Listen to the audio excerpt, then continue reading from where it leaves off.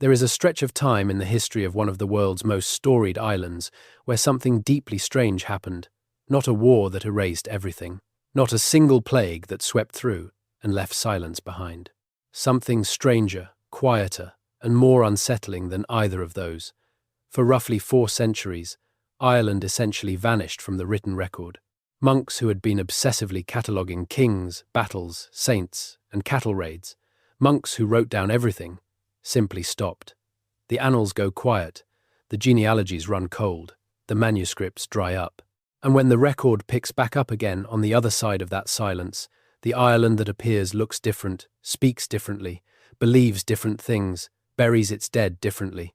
And nobody writing in that new era seems entirely sure what happened in the gap. 400 years. Think about what 400 years means. It is longer than the entire history of the United States as an independent nation. It is long enough for languages to transform beyond recognition. Long enough for entire belief systems to rise and collapse. Long enough for a population to be replaced, altered, or rebuilt from fragments of something older. And yet when historians and archaeologists go looking for what filled those 4 centuries in Ireland, they find something that should be impossible. Almost nothing. Echoes, shadows, legends that don't quite line up with the archaeology. Place names that hint at populations nobody recorded. Ritual sites that predate the Christianity the monks later wrote about, but postdate the older traditions those same monks sometimes referenced as if they were already ancient memory. If you're watching this to fall asleep, that's exactly why I make these videos. Maybe subscribe and let me know where are you right now and what time is it. So let's start at the edge of the silence and work our way in. Ireland in the centuries before the gap is not invisible to us. We have some picture of it, pieced together from archaeology, from classical references, from the faint echoes that later Irish monastic writers preserved when they reached back and tried to reconstruct a past they couldn't fully remember. The island was inhabited, densely, in places. Hill forts rose on high ground across the island, massive earthwork constructions that required coordinated labor and long-term planning. Passage tombs older than the pyramids dotted the landscape, especially in the Boyne Valley, where Newgrange sat already ancient, already mysterious, already pointing its entrance shaft toward the rising sun on the winter solstice, as if waiting for someone to remember what that alignment meant. The people who built those monuments left no written record of themselves, but they left something arguably more durable. They carved the stones, they moved the earth, they oriented their burial chambers toward astronomical events with a precision that humbles modern engineers who try to replicate the alignments. And then, centuries after those great monuments were constructed, a different wave of people arrived, or a different culture spread, or something shifted from within, and the island began to look different again. By the time we hit the period that historians sometimes loosely call the Irish Iron Age, the island has a reputation. Greek and Roman writers mention it, usually briefly, usually with the casual inaccuracy of people writing about places they've never visited. Pythias of Massalia, sailing around the edges of Britain in the 4th century before the Common Era, seems to have collected second-hand information about an island further west. Strabo later mentions it with a mixture of curiosity and contempt, suggesting the inhabitants were wild, given to unusual dietary practices, and not particularly interested in external contact. Julius Caesar mentions the Hibernians, though his knowledge of what lay west of Britain was limited by the fact that he never actually went there. What these references tell us, even filtered through the bias and ignorance of writers working from hearsay, is that Ireland was known. The island existed in the awareness of the Mediterranean world as a real place, inhabited, distinct, and then something happens that is almost impossible to fully explain. The Roman Empire sweeps across Britain. The legions build roads and walls and administrative centres. They create a written civilization on the island directly to the east of Ireland, with detailed records and census documents and military dispatches. And yet Ireland, close enough to see on a clear day from the Welsh coast, remains largely unvisited, unrecorded by Rome. The Romans knew it was there. They called it Hibernia. Some archaeological finds suggest low-level contact, trading items that moved across the narrow sea. But Rome never colonized Ireland, never built a fort there, never installed a governor, never sent a legion across that western channel. For a long time, historians treated this as simply a practical decision. Ireland wasn't worth the trouble. The returns wouldn't justify the expense. The sea crossing was difficult. But more recently, some researchers have started to look at this differently, because the decision not to invade Ireland, whatever its reasons, had a consequence that echoes through everything that comes after. Ireland developed in isolation from the Roman cultural and administrative machine. While Britain was being reshaped by 4 centuries of imperial occupation, Ireland was doing something else, something we can only partially reconstruct. And then the Roman Empire collapses across Britain, the legions withdraw, the administrative structure dissolves, and the written record across the entire region becomes sparse, fragmentary, confused. This is the era historians in Britain call the Dark Ages, a term that has fallen somewhat out of fashion because it implies nothing was happening, which is inaccurate. Things were very much happening. They were just happening in ways that left few written traces. For Britain, we have at least some framework. We have the archaeology of post-Roman settlements. We have the later writings of Gildas and Bede, reaching back to try and make sense of what occurred. We have the genealogies that eventually got written down, however unreliably. For Ireland, the situation is simultaneously better and worse. Better because Ireland, unlike Britain, was not disrupted by Roman withdrawal. There was no Roman structure to collapse. The disruption came from a different direction and arrived at a different time. But worse because the silence in the Irish record seems to begin earlier, to last longer, and to be harder to explain away as simply a consequence of political chaos.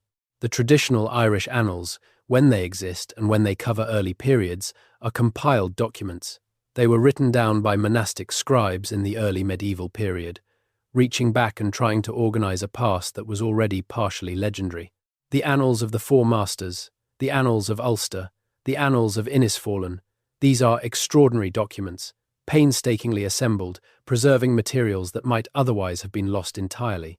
But they were compiled centuries after the events they describe, filtered through the cultural and religious priorities of the monks who assembled them, and in certain periods they become thin in ways that are difficult to account for. The stretch, roughly corresponding to the 3rd through 6th centuries of the Common Era, is where the thinning becomes most acute. There are entries, there are names, there are references to events, but they are scattered, sometimes contradictory, sometimes repeated with variations that suggest different sources trying to fill the same gap and not quite agreeing on what to put there. And archaeology, which should provide independent verification for at least some of what the annals describe, often doesn't align cleanly with what the texts seem to be saying. This is the lost age. This is the 400 years where something happened that Ireland's own later writers struggled to account for, where the physical record and the literary record and the legendary record all pull in slightly different directions, leaving a space in the center that is harder to fill the more carefully you look at it. To understand why this matters, you have to think about what Ireland looked like on the other side of the gap.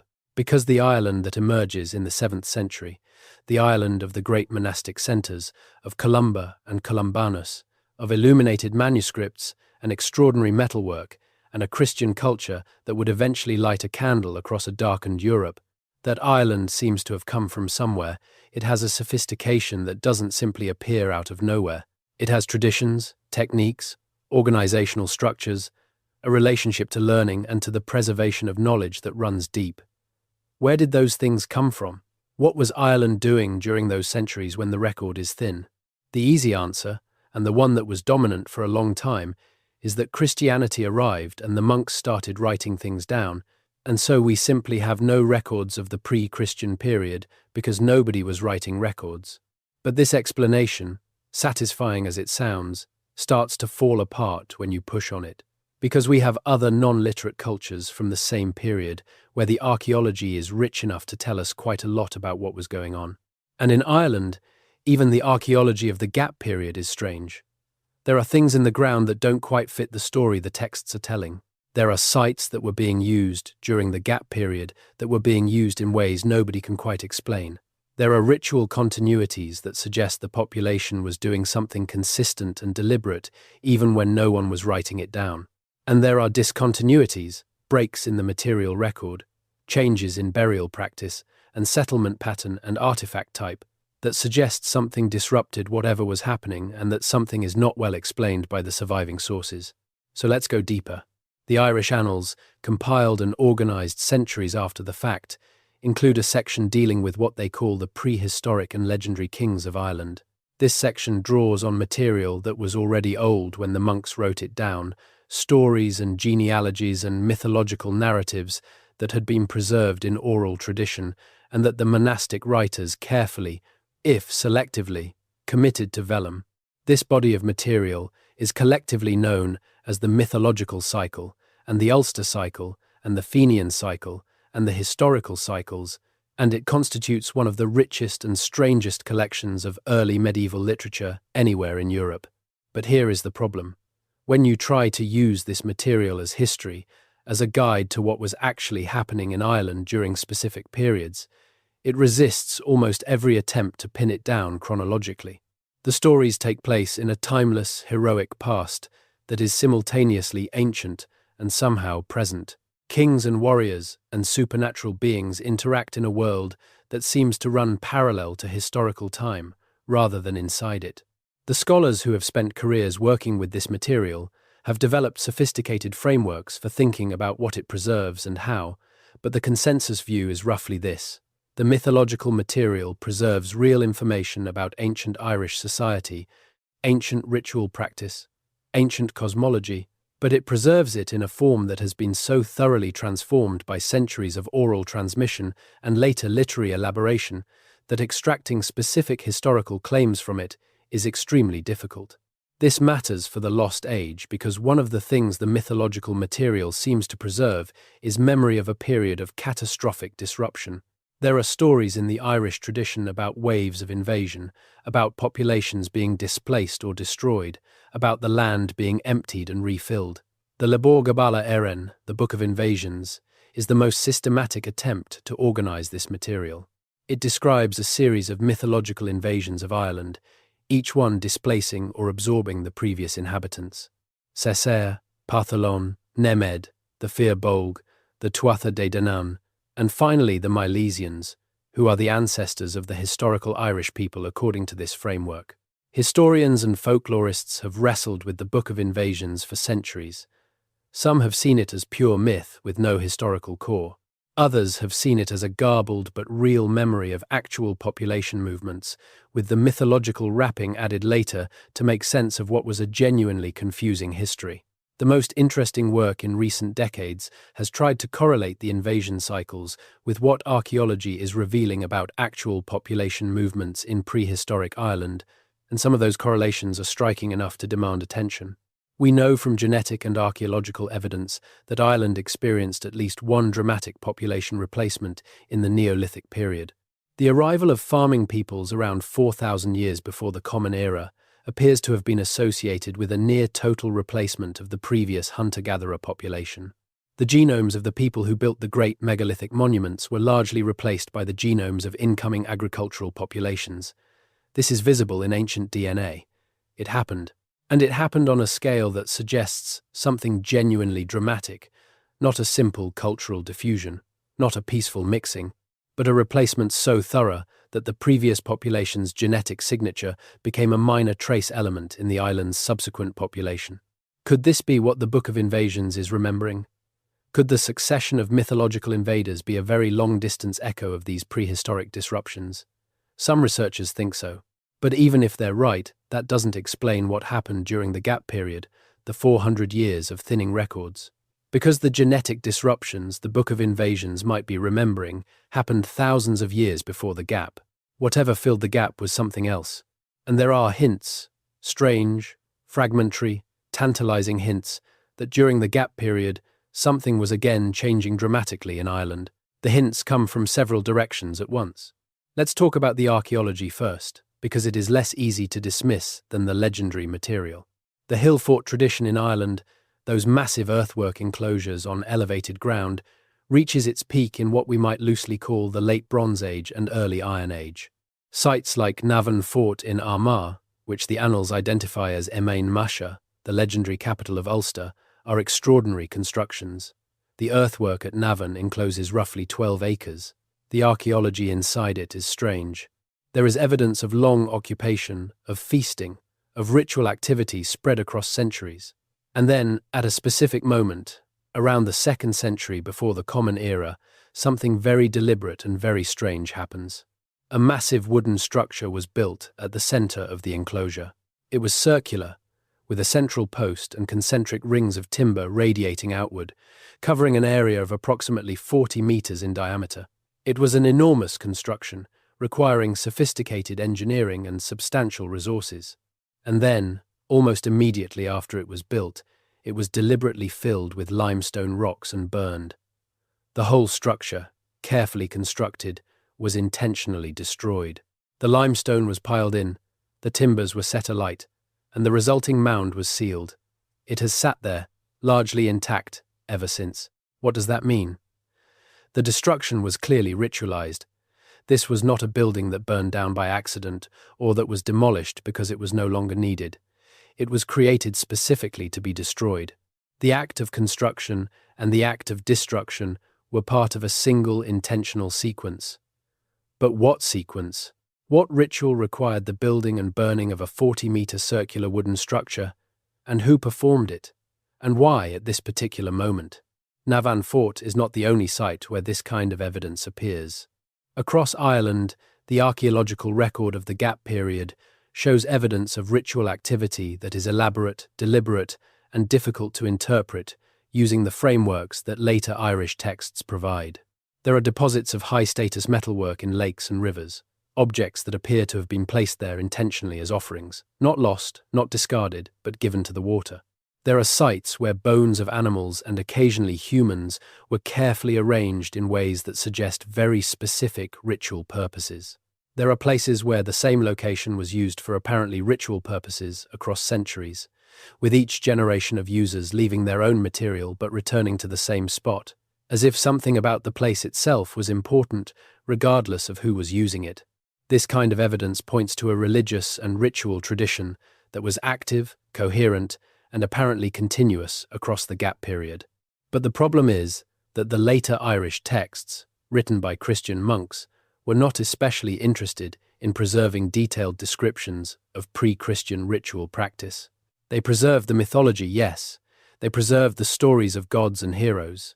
But the actual mechanics of how ritual was conducted, what was done at sites like Navan Fort, what the deposits in the lakes and rivers meant, what the burning of wooden structures accomplished, these things were either not known to the monks, or deliberately not recorded, or recorded in a form so transformed by Christian overlay that the original meaning is nearly impossible to recover.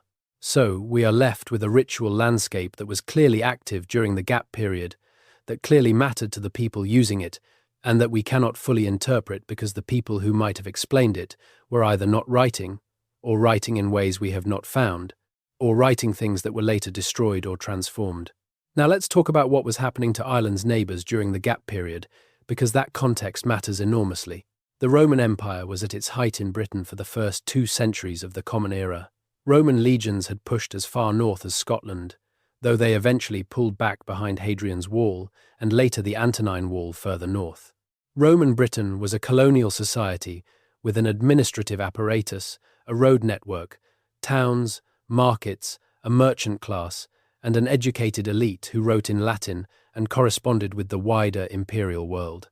Across the Irish Sea, Ireland could see, or rather, Ireland's traders and raiders and occasional visitors could see what Roman Britain looked like. And Ireland's response to Roman Britain is one of the most interesting aspects of the Gap period. Because Ireland did respond, not by becoming Roman. Ireland never became Roman.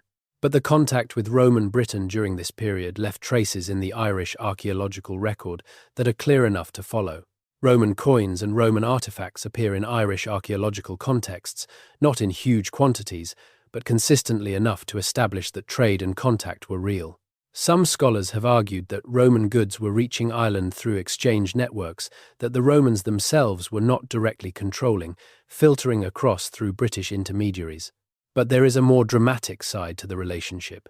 The Irish sources, when they discuss this period, frequently mention a practice that the Romans also mention from their side: raiding. Irish groups, who the Romans called Scotti, were conducting raids on the western coast of Britain with increasing frequency from the 3rd century onward. These were not casual incursions, they were organized, sustained, and ambitious. They took slaves, they took goods, and in some cases they appear to have established more permanent presences on British soil. This is actually one of the best documented aspects of the Gap period, because Roman and later British sources mention it from the receiving end. Gildas, writing in the 6th century, describes the raids in anguished terms, lamenting the destruction they brought. The Historia Britonum, compiled much later but drawing on earlier materials, references the Irish settlements in western Britain. And archaeology in Wales and southwestern Scotland has found evidence of Irish-speaking populations leaving material traces in this period. Inscriptions in Ogham script, a form of writing developed in Ireland, appearing on stones in places that were unambiguously part of the British world. Ogham script is itself one of the most intriguing artifacts of the Gap period. It is an alphabet, consisting of strokes and notches cut across or along the edges of standing stones, and it is used to write in early Irish. It appears to have been developed sometime during the Gap period, most likely between the 4th and 6th centuries of the Common Era, and it is found both in Ireland and in those areas of Britain where Irish raiding and settlement activity was taking place. The existence of Ogham means that someone in Ireland, during the Gap period, developed a system of writing, not borrowed wholesale from Roman models, though there are scholars who think the idea of writing was inspired by exposure to Latin literacy. Something developed within Irish-speaking culture to serve specific needs, primarily, it seems, to mark the graves and territories of significant individuals. But here is the thing. Ogham was used to write on stone, and stone survives, and yet the number of Ogham inscriptions that survive from Ireland is relatively small given the apparent duration and geographic spread of the tradition. Where are the written records? If people in Ireland were writing during the Gap period, even in a limited way, even for specific purposes, why are we not finding more of it? The answer might be that Ogham was used for purposes where stone was appropriate, memorials, boundary markers, and that anything written on more perishable materials has not survived. But it might also suggest that the writing tradition during the Gap period was genuinely limited in scope, serving narrow functions, rather than the broad documentary purposes that Latin literacy served in the Roman and later Christian worlds. And then there is the question of Patrick. Saint Patrick is one of the most famous figures associated with Ireland, and he is almost uniquely frustrating as a historical source precisely because he is one of the very few people from the Gap period who actually left us writing. 2 texts survive that are attributed to him and are generally accepted by scholars as authentic: the Confessio, a kind of spiritual autobiography, and the Epistola, a letter addressed to a British warlord named Coroticus, condemning him for enslaving Irish Christians. These are extraordinary documents because they are genuine, datable, first-person testimony from someone who was actually present in Ireland during the Gap period. And what Patrick tells us about Ireland during his time there is simultaneously informative and maddening. He arrived as a slave, captured during a raid, and spent years working as a shepherd somewhere in Ireland before escaping and eventually returning as a missionary. His Ireland is a land of kings and farmers, of druids and ritual specialists who sometimes oppose him, of a population that is not entirely unfamiliar with Christianity, because there are, apparently already some Christians in Ireland before he arrives. It is a land where slaves are a normal part of the economy, and where Patrick himself remains vulnerable to the possibility of being re-enslaved or killed. It is a land that is recognizably Irish, in the sense that the social structures Patrick describes are consistent with what later Irish sources describe as characteristic of early Irish society. But Patrick is not writing history. He is writing theology. He is explaining himself to an audience that he clearly feels does not understand or fully credit him, possibly an audience of British churchmen who are skeptical of his mission or his credentials. He gives us almost no specific geographical information. He names very few specific individuals. He does not describe Irish ritual practice in any systematic way. What we get from Patrick is a series of impressions, a sense of the texture of the world he was moving through, filtered entirely through his specific purposes in writing. He is not trying to give us a picture of Ireland. He is trying to justify his own life and ministry. The dating of Patrick has itself been a source of scholarly controversy that has never been fully resolved. The traditional date for his mission places it in the 5th century, with his death sometime around 461 or 493, depending on which tradition you follow. But some scholars have argued for a later date, and others have argued that the Patrick of the texts is actually a composite figure, combining memories of more than one person. This controversy matters for the question of the lost age, because if Patrick's mission belongs to the early part of the gap period rather than the late part, then the picture of Ireland he gives us applies to a phase of the gap that is even more obscure than its conclusion. What is clear, whatever the precise dates, is that Patrick encountered an Ireland that had its own functioning religious and spiritual tradition, that this tradition was organized and had specialist practitioners, and that converting people away from it was genuinely difficult work that took time and effort and that met with real resistance. The Druids Patrick encounters are not simply primitive witch doctors. They are figures of genuine social authority whose opposition to him is meaningful precisely because of the status they hold within Irish society. Getting rid of them, replacing their functions, transforming their role in Irish social life, these were not simple or quick processes. They took generations.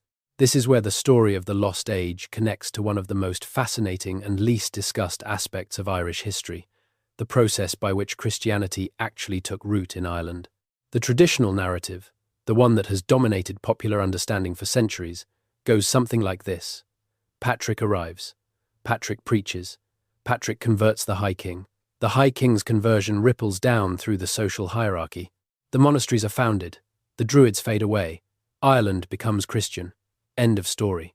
This narrative is wrong in almost every detail, or rather it is right in the broadest outline but so dramatically simplified as to be misleading about what actually happened. The conversion of Ireland to Christianity was a process that took centuries, not decades. It was uneven across the island. It was contested, negotiated, and partial in ways that the later triumphant monastic narrative tends to obscure. And it left traces in Irish Christianity itself, ways in which the version of Christianity that eventually emerged in Ireland was shaped by what had come before, preserving, in transformed and sometimes barely recognizable form, elements of the pre-Christian tradition that were too deeply embedded in Irish culture to be simply erased. The Irish monastic tradition, which eventually became one of the most remarkable intellectual and spiritual movements in early medieval Europe, has characteristics that distinguish it sharply from the Roman Christianity of continental Europe. The Irish Church was organized around monasteries rather than dioceses. The abbot, not the bishop, was the primary authority. The relationship between the spiritual and the natural world in Irish Christianity has a quality of immediacy, of intimacy with the landscape and with non-human creation, that scholars have sometimes described as a survival of an older religious sensibility. The Irish saints, as they appear in their hagiographies, are deeply intertwined with the land in ways that feel very different from continental sainthood. They found monasteries on islands, on wild promontories, at the edges of the inhabitable world. They converse with animals. They are associated with wells and rivers and hills in ways that look remarkably like the Christianization of older sacred sites and older patterns of ritual use. This is not unusual in the history of religious conversion. Everywhere Christianity spread, it absorbed and transformed local religious traditions rather than simply replacing them. But, in Ireland, because the pre-Christian tradition was so deeply rooted and so recently superseded, and because the conversion process happened without the imperial pressure that had driven conversion elsewhere, the traces are particularly visible. Irish Christianity has pre-Christian fingerprints all over it, and those fingerprints are clues to what was happening during the gap period. The sacred wells of Ireland are a good example. There are thousands of them across the island, wells associated with particular saints, visited on particular feast days, credited with particular healing powers. The practice of visiting these wells, leaving offerings, drinking the water, walking the perimeter in a ritual circuit, these practices are documented in Ireland from the early Christian period through to the present day, with continuity of practice that in some cases is truly extraordinary. But the wells themselves, and the practices associated with them, predate Christianity. They are pre-Christian sacred sites that were incorporated into the Christian framework by associating them with saints rather than with whatever spiritual beings or powers they were previously thought to house. During the gap period, those wells were functioning sacred sites in the pre-Christian tradition. People were visiting them, making offerings at them, conducting whatever rituals were appropriate to them.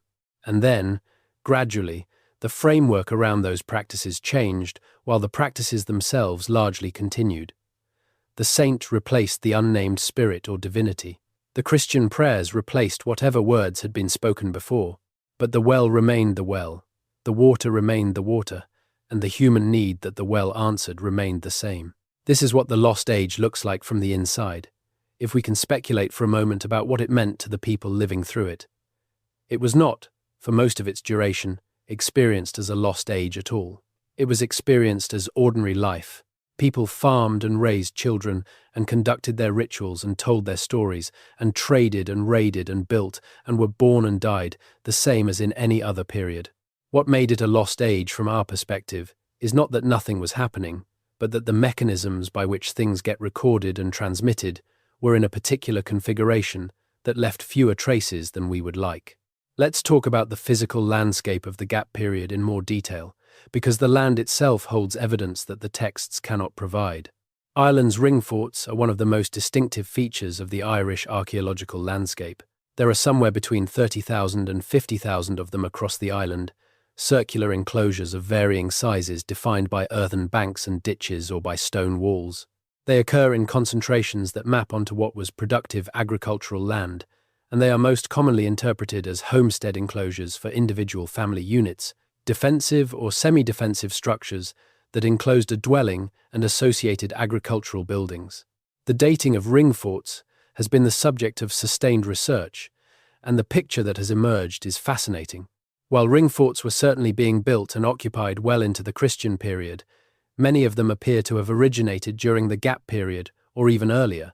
The concentration of ring forts on the Irish landscape represents a particular way of organizing agricultural settlement that was mature and well established during the centuries when the written record is thin. People were living in these enclosures, farming the land around them, maintaining herds of cattle, which were the primary measure of wealth in early Irish society.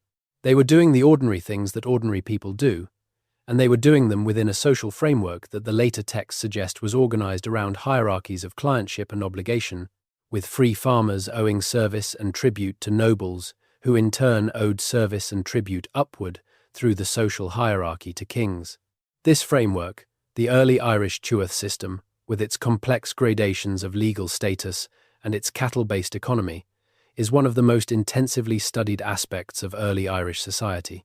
The legal texts that describe it, the great Brehon law tracts, were written down in the early medieval period, but they preserve material that appears to be much older, reflecting a social organization that was already in place during the Gap period. The law tracts describe a world in which legal status is determined by the amount of property a man owns, specifically cattle, and by his relationship to a lord through bonds of clientship and obligation. Crimes are settled by payment of honor price, a fine calibrated to the social status of the victim. Women have specific legal rights and legal disabilities. Druids, poets, and craftspeople have privileged social status that exceeds their economic position. Kings rule over territorial units called tuatha, each with its own assembly, its own sacred center, and its own ritual obligations. This is the society that was functioning during the Gap period. This is what the people living in those ring forts were embedded in, and it was a sophisticated, stable, well-adapted social system that managed to sustain itself through the Gap period without leaving much written trace, because it did not depend on writing to function.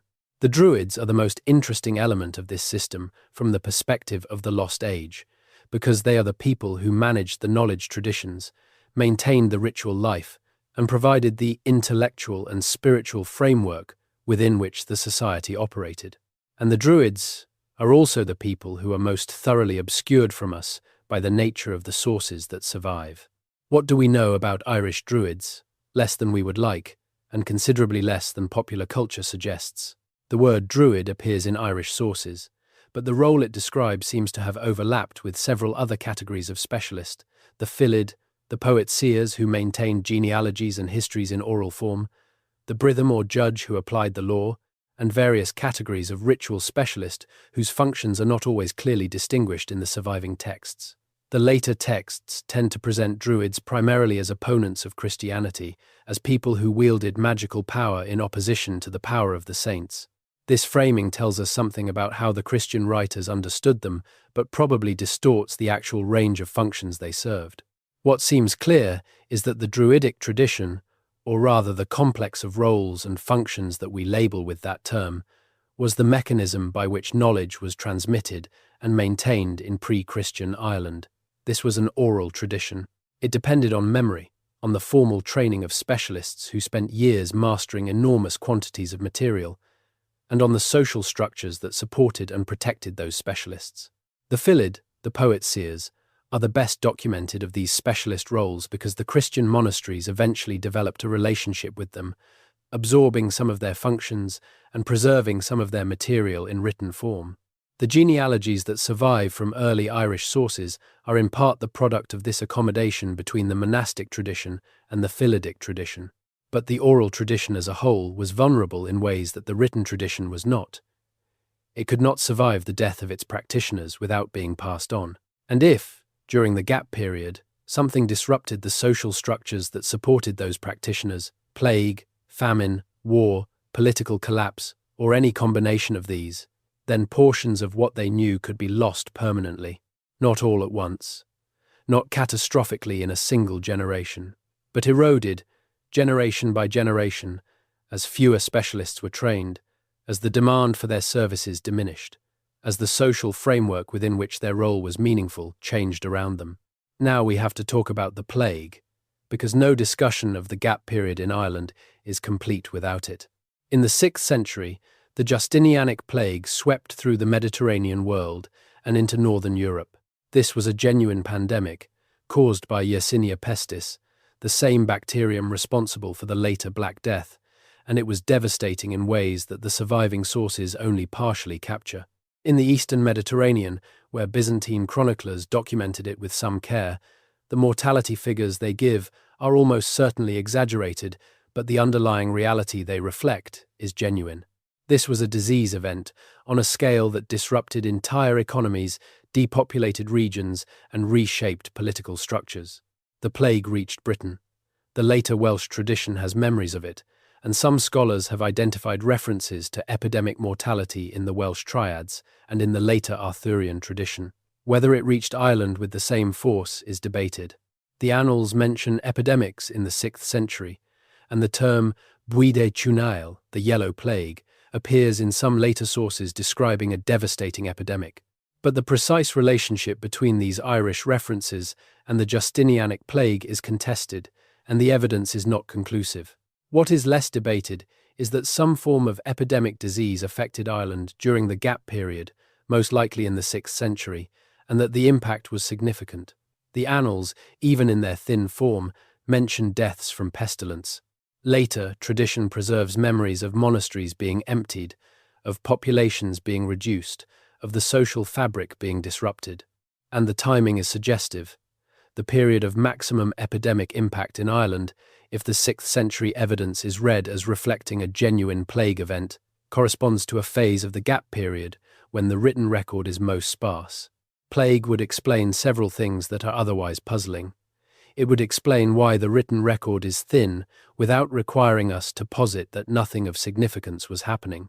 A plague that devastated the population of specialist knowledge keepers, the Druids, the Fylid, the trained practitioners of the oral tradition, would erase knowledge in ways that left no trace of itself. You cannot write about what you no longer remember. You cannot reconstruct what was never written down.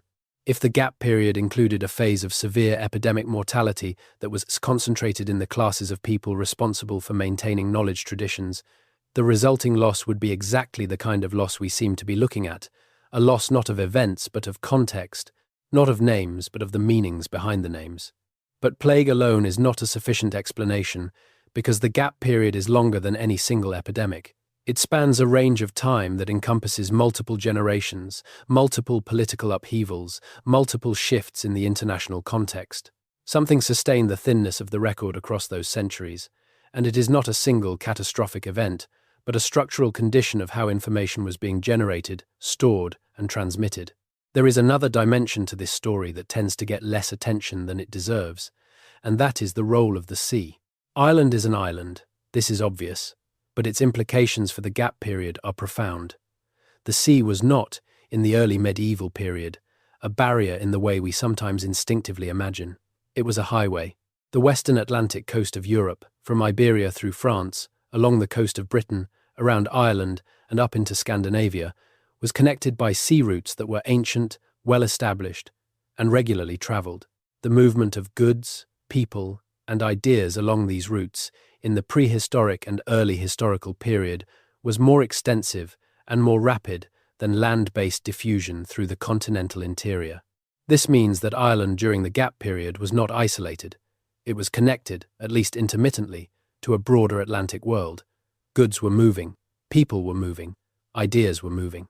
The arrival of Christianity in Ireland, which is often presented as a single dramatic event associated with Patrick, was actually the culmination of a process of gradual contact between Ireland and the Christian world that had been going on for some time through these sea routes. There were Christians in Ireland before Patrick arrived.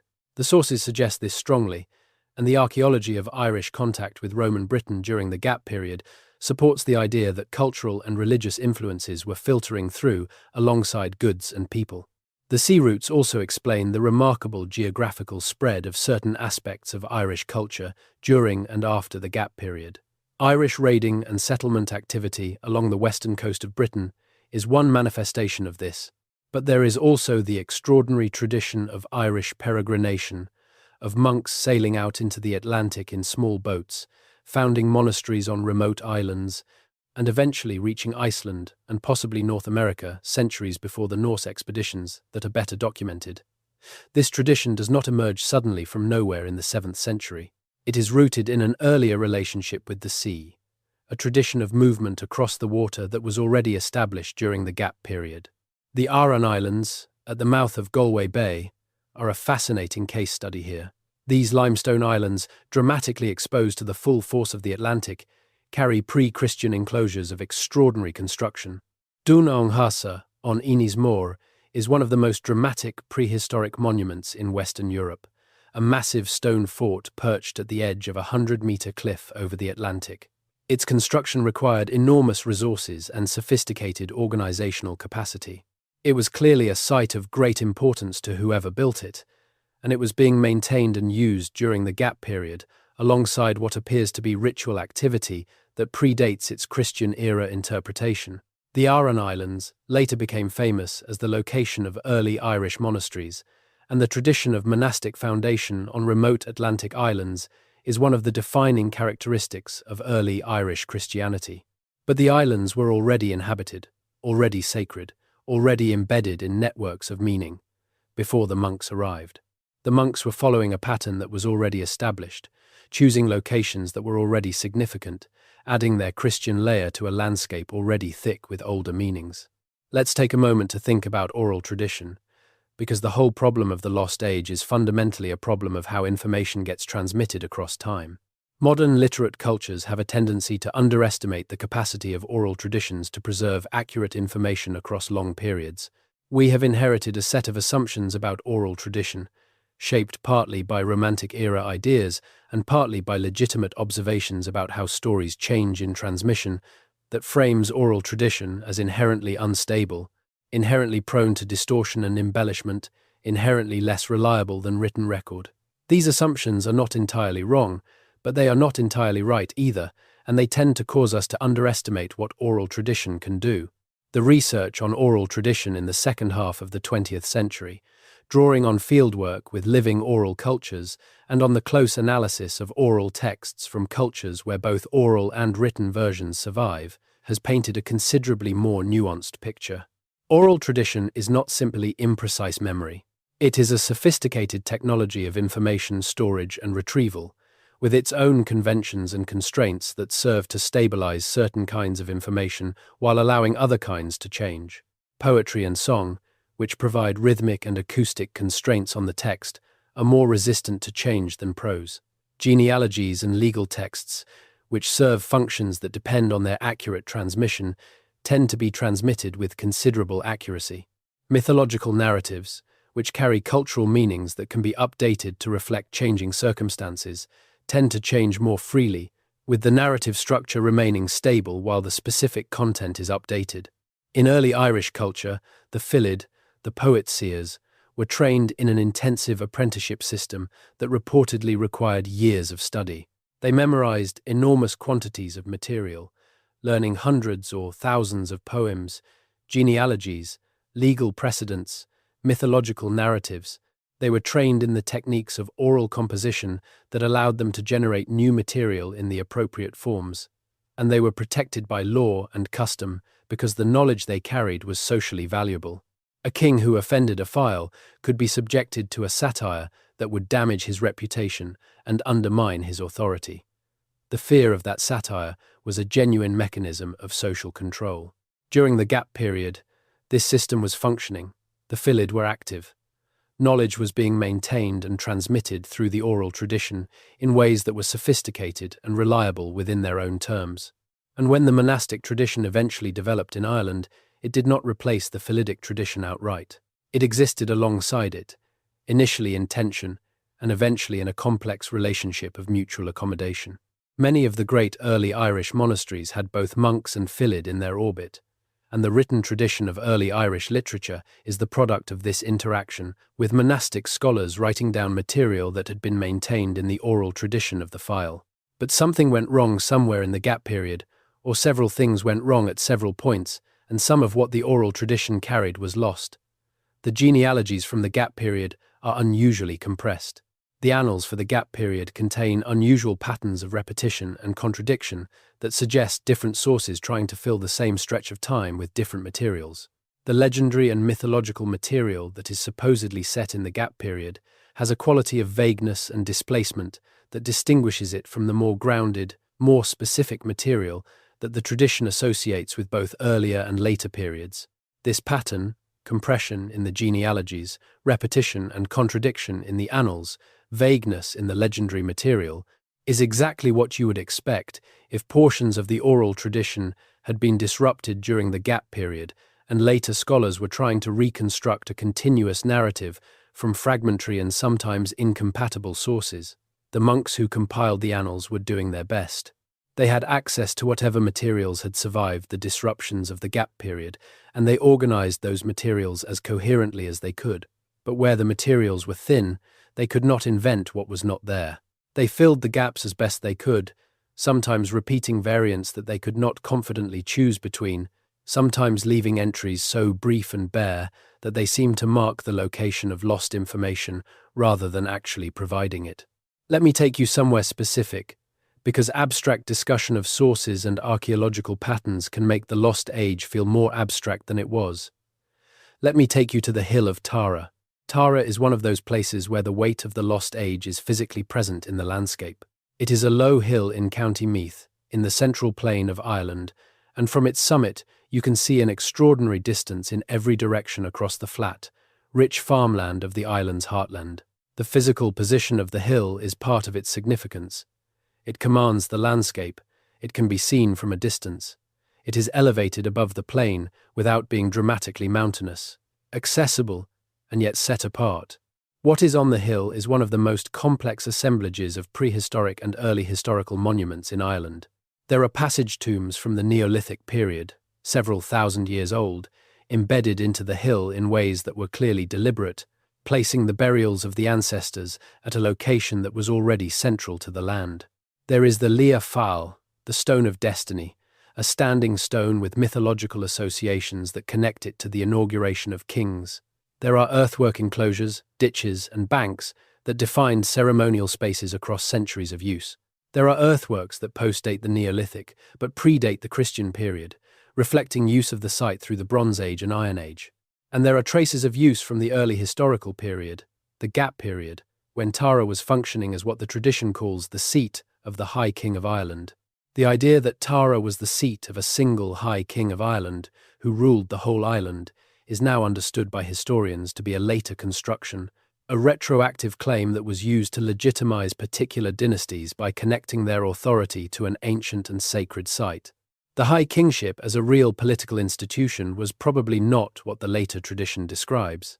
But Tara as a gathering place, as a sacred site, as a location where people came from across the island for ceremonial and political purposes, is not simply a later invention. The archaeology shows real use, real activity, real accumulation of material across a very long time.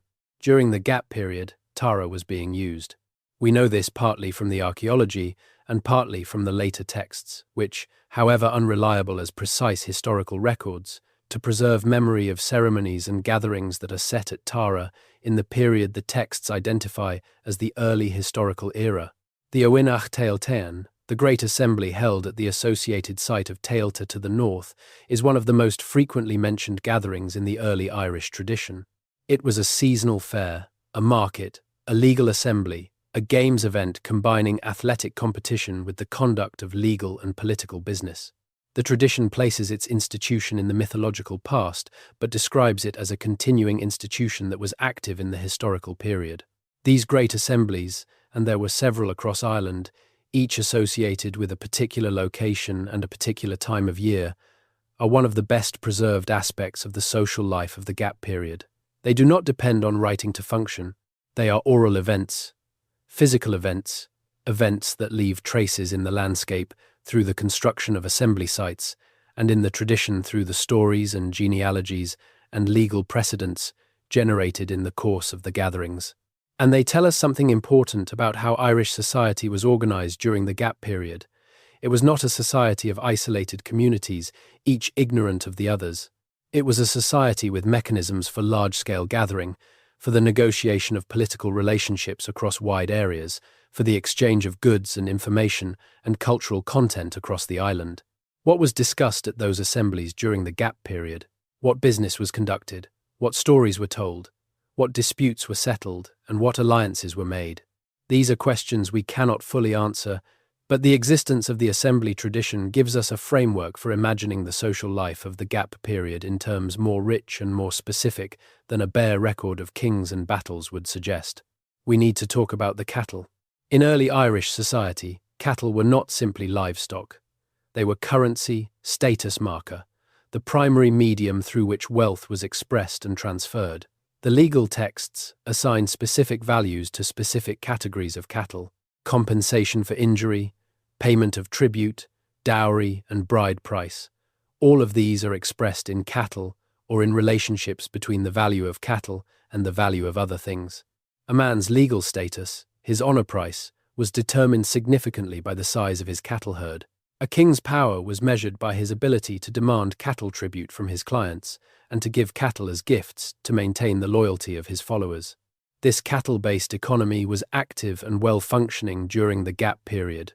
Ring forts, when excavated, typically yield evidence of cattle husbandry: bones, dung residues, evidence of outbuildings appropriate for housing animals. The landscape management practices of early Irish farming were organized around the needs of cattle herds, with patterns of seasonal transhumance, moving herds to upland pastures in summer and back to sheltered lowland enclosures in winter, that are preserved in both the archaeological and the documentary record. The cattle economy was also the medium through which political relationships were maintained and contested. The great cattle raid, the Táin Bó, is the central event type of the Irish heroic tradition. The Táin Bó Cúailnge, the cattle raid of Cooley, is the most famous of a genre of narrative that positions the raiding and defending of cattle as the primary activity of the heroic class. Modern readers often approach these narratives as if the cattle are a kind of literary MacGuffin, a convenient object around which the real business of heroic confrontation and supernatural adventure is organized. But this misses how literally the cattle economy worked in early Irish society. Raiding cattle was a real activity with real consequences. The narratives of the Táin genre are heroic elaborations of something that was genuinely part of how early Irish political relationships were conducted. During the Gap period, cattle were being raided and defended across Ireland. Political power was being expressed and contested through the cattle economy. The social hierarchies reflected in the law tracts were being maintained through the regular payment and receipt of cattle tribute. All of this was happening steadily and continuously, generating social and economic activity that left traces in the ring forts and in the annals and in the landscape. And none of it was being written down in the systematic, continuous way that it would eventually be written down by the monks and the fillid working in the great centres of early medieval Irish literacy. The cattle raids also took the Irish beyond Ireland. The raids on Roman Britain and post-Roman Britain, the activity that the later sources describe as producing the Irish settlements in Wales and Scotland, were cattle raids and slave raids scaled up to the level of maritime expeditions. The same logic that drove cattle raiding within Ireland drove the extension of raiding activity across the Irish Sea. Status was achieved by seizing goods and people from rivals. The sea was a boundary, but not an absolute boundary. It was a route to more rivals, more goods, more opportunities for the kind of activity through which status was gained.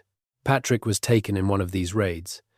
He tells us this in the Confessio, matter-of-factly, as if the practice required no explanation, which for his audience it probably did not. He was taken from Britain, from a prosperous family, and sold into slavery in Ireland. He was not the only person taken in these raids. He was one among many, and the others who were taken with him, and the others who were taken in raids before and after his. Most of them left no record of their experiences. But they were there, in Ireland, during the gap period, and their presence represents a flow of people and information that the conventional picture of the gap period tends to understate. Some of those slaves brought skills that were absorbed into Irish culture. Some brought ideas, including possibly religious ideas, that filtered into the Irish tradition in ways that are now impossible to disentangle. Some of them escaped and returned home, as Patrick eventually did. And some of them stayed, were assimilated, became part of the Irish population, and their descendants contributed to the genetic and cultural composition of the island. There is a thread in the historical and legendary record of the gap period that touches on something much larger than Ireland, and that is the question of what was happening to the world during the 6th century. The 6th century was a catastrophic century for the Northern Hemisphere. This is not simply a matter of political instability or epidemic disease, though both were present. There is now strong physical evidence that the 6th century saw a series of climatic disruptions of extraordinary severity. Ice core records from Greenland and Antarctica show the presence of volcanic aerosols in the atmosphere in the 530s and 540s, consistent with very large volcanic eruptions. Tree ring records from across the Northern Hemisphere show dramatically reduced growth in the same decades, suggesting that sunlight reaching the Earth's surface was significantly reduced. Byzantine chroniclers describe the sun appearing dim and pale, the sky covered by a veil, crops failing across the Mediterranean world. This event, sometimes called the Late Antique Little Ice Age or the 536 event, is now understood to have been one of the most severe climate disruptions of the Common Era. The combination of reduced sunlight, cooler temperatures, crop failures, and famine created the conditions for epidemic disease to spread through already weakened populations. The Justinianic plague of the 540s may have been made dramatically worse by the nutritional vulnerability created by the prior years of crop failure. Did this climate catastrophe reach Ireland? The Irish tree ring record shows reduced growth in the same decades that the broader Northern Hemisphere record shows disruption. The annals for the mid-6th century, which are thin in any case for the gap period, contain references that some scholars have read as consistent with famine and epidemic mortality. The tradition of the Buidhe Chúnail, the Yellow Plague, which later sources describe as a devastating epidemic that emptied monasteries and killed vast numbers, falls in the right general period. If Ireland experienced the same cascade of climate disruption, crop failure, famine, and epidemic that devastated other parts of the Northern Hemisphere in the mid-6th century, then the structure of the Lost Age becomes clearer. The thinness of the written record for the earlier part of the gap period reflects the limited literary culture of pre-Christian Ireland and the early stages of the conversion process.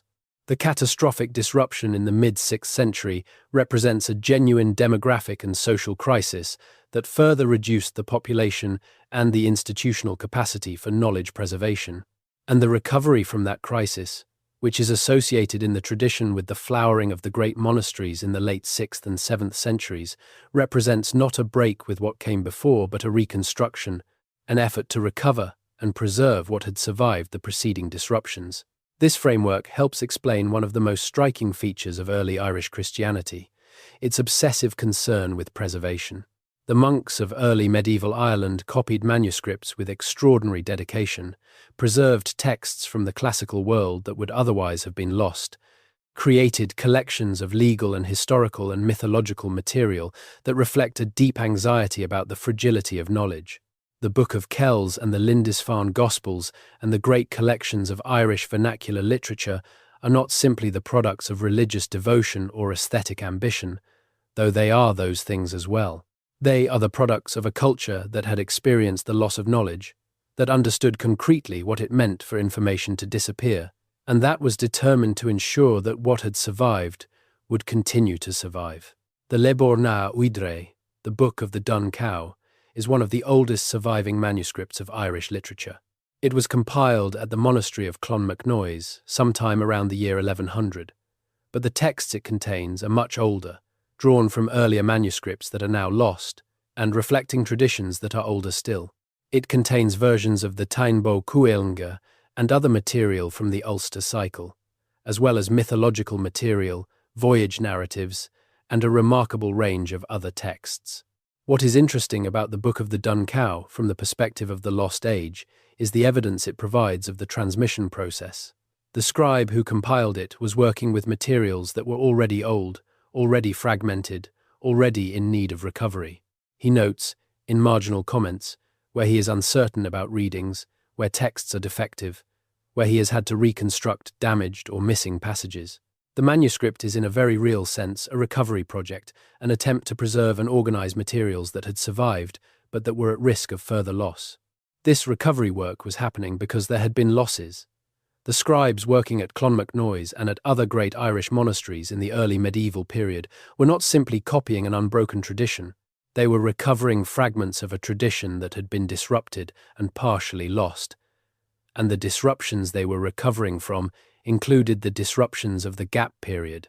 There is a remarkable passage in one of the earliest commentaries on the Tainbo Cuailnge, in which the monks who compiled the tale acknowledged that the full version of the story had been lost and had to be recovered. The story, according to this tradition, had been preserved in the oral tradition of the file, but the written version had been fragmented or lost. A group of poets travelled to the continent to find a copy, or alternatively a scholar fasted for the return of the text, and the ghost of the Hile, Fergus, appeared and recited the story to him. Both versions of the recovery story acknowledge the same underlying reality. There was a gap in the tradition that had to be filled, somehow, from somewhere. This recovery mythology, the text that was lost and found again, the knowledge that disappeared and had to be called back from the dead, is one of the recurring motifs of early Irish literary culture. It reflects a real experience of loss and recovery that was part of the cultural memory of the tradition. The Lost Age is not an abstraction invented by modern historians. It is something that the people who lived on the other side of it, who had survived whatever had happened during those centuries, knew about and tried to understand and tried to compensate for. Now let's move to the questions that are genuinely mysterious and that current scholarship cannot fully answer. The first is the question of population continuity. Genetics is telling us things about the prehistory of Ireland that are forcing us to revise our understanding of what happened during certain periods. Ancient DNA analysis of human remains from prehistoric and early historical Ireland has revealed patterns of population change that do not always align with what the texts suggest. The dramatic Neolithic population replacement I mentioned earlier, the near-total replacement of hunter-gatherer genetics by farming genetics, is one example, but there are other patterns that are more recent and harder to interpret. There appears to have been significant population movement into Ireland from Britain and continental Europe during the Late Bronze Age and Early Iron Age, associated with the spread of Celtic languages. This movement brought new genetic profiles to the island and appears to have introduced the language family that would eventually give rise to Gaelic Irish. But the timing and scale of this movement are still being worked out, and its relationship to the gap period depends on questions about when Celtic languages spread that are themselves unsettled. What genetic analysis of the gap period in Ireland might eventually reveal is unclear, because the relevant ancient DNA samples are limited. But the broader pattern of what genetics is revealing about European population history suggests that the assumption of simple continuity, the same people in the same place, just changing their culture over time, is almost always wrong. Populations move, they mix, they replace each other partially or completely. And the genetics of modern Ireland reflects a complex history that the textual record only partially captures. The second genuinely mysterious question concerns the megaliths. Ireland has one of the densest concentrations of megalithic monuments in the world. Passage tombs, portal tombs, court tombs, standing stones, stone circles. These monuments are everywhere on the Irish landscape, and they were built across a long period, stretching from the Neolithic through the Bronze Age. By the time the Gap period begins, these monuments were already ancient, some of them thousands of years old. What was the relationship between the people of the Gap period and these ancient monuments? Did they understand what the monuments were and who had built them? Did they continue to use them? Did they avoid them? Did they repurpose them for their own ritual practices? The evidence suggests a complex and varied relationship. Some megalithic sites show evidence of continued use or reuse in the Gap period and later. Offerings were placed at some passage tombs long after their original construction. Some standing stones have Ogham inscriptions added in the Gap period, implying that the stones were being incorporated into the symbolic landscape of the later inhabitants. Some sites appear to have been deliberately avoided, perhaps because they were regarded as dangerous or sacred in ways that required distance rather than approach. The later Irish tradition has a complex relationship with the megaliths. They are identified in the texts as the homes of the Tuatha Dé Danann, the gods who preceded the Milesians in the sequence of invasions. After the defeat of the Tuatha Dé Danann, the tradition holds that they retreated into the Sidhe, the fairy mounds, which is another name for the passage tombs. The Sidhe, in the later tradition, are inhabited supernatural beings, the fairy folk, and the passage tombs as their dwelling places are sites of danger and otherworldly power. This is a remarkable thing to preserve in tradition. The passage tombs are thousands of years old by the time the Gap period begins. Nobody in the Gap period knew who had built them or how, but they knew that these places were old, that they were associated with the dead, and that they were sites of supernatural power. The tradition they preserved about them, however mythologized and however removed from the original understanding of the monuments, reflects a genuine sense that these places were different, that they belonged to a different order of things, that approaching them required care. The third mysterious question is about the West. Connacht, the western province of Ireland, has always been understood as the wildest and most marginal of the four provinces in the Irish tradition. It is the province associated with the sacred and the otherworldly, with the directions of sunset and death, with the figure of the divine Queen Medeb, who rules it in the mythological tradition. The tradition assigns to Connacht a kind of liminality, a quality of being at the edge of the known world. But Connacht, during the Gap period, was not simply marginal, it was distinctive. The archaeological record of the west of Ireland in the Gap period shows patterns that differ in interesting ways from the central and eastern parts of the island. There are concentrations of activity at certain sites that suggest these places were functioning as regional centres in ways that the standard political framework of the early Irish tradition does not fully account for. There are ritual deposits and monument types that have no close parallels elsewhere on the island. There are settlement patterns that suggest a relationship to the landscape somewhat different from the ring fort-centred farming community model that applies most clearly to the centre and east. What was happening in the west during the Gap period? Was Connacht more conservative, preserving older traditions that were changing faster elsewhere? Was it a region of active innovation, developing its own responses to the disruptions of the period? Was its liminal status in the later tradition a reflection of something real about its position in the social and cultural landscape of the Gap period? These questions do not have settled answers. They are areas where ongoing research may eventually provide more clarity, but where the current evidence is too thin to support confident conclusions. Let's talk about the monasteries and what they did for the lost age on the far side of it. When the great Irish monasteries began to flourish in the 6th and 7th centuries, they did something extraordinary. They created an environment in which the oral tradition of the file could be converted into a written tradition, and in which materials that had survived the disruptions of the Gap period, however fragmentary, could be collected, organized, and preserved. The relationship between the monastic tradition and the Phylidic tradition was not simple. There was competition, there was tension, there were disputes about status and authority and the ownership of cultural resources. But there was also collaboration, and the product of that collaboration is the body of early Irish literature that we still have. The monks wrote in Latin and in Irish, sometimes in the same manuscript, sometimes switching between languages within a single text. They copied classical authors, and they recorded vernacular mythology. They compiled legal texts, and they wrote poetry. They maintained genealogies, and they composed prayers. The range of what was preserved is staggering, and it represents the recovery of materials that had survived the gap period in various states of completeness and that were now being committed to parchment in forms that could survive subsequent centuries of use. But the recovery was imperfect, and it was partial, and it reflects the priorities and perspectives of the people doing the recovering. The monks were Christians, and they viewed the pre-Christian tradition through a Christian lens. When they preserved mythological material, they sometimes added euhemerizing glosses, explaining the gods as human ancestors who had been mistakenly elevated to divine status. When they recorded druidic practices, they framed them as magic in opposition to the holy power of the saints. When they organized the history of the island according to the sequence of invasions in the Book of Invasions, they structured it in ways that were influenced by biblical models of human history. This does not make the material worthless. It means that it requires careful reading, attention to what the monastic perspective may be suppressing or distorting. Scholars who work with early Irish literature have developed sophisticated methods for doing this reading, for identifying what is likely to be old beneath the Christian overlay, for understanding how the monastic shaping of material reflects the concerns and assumptions of the compilers rather than simply recording what was handed down.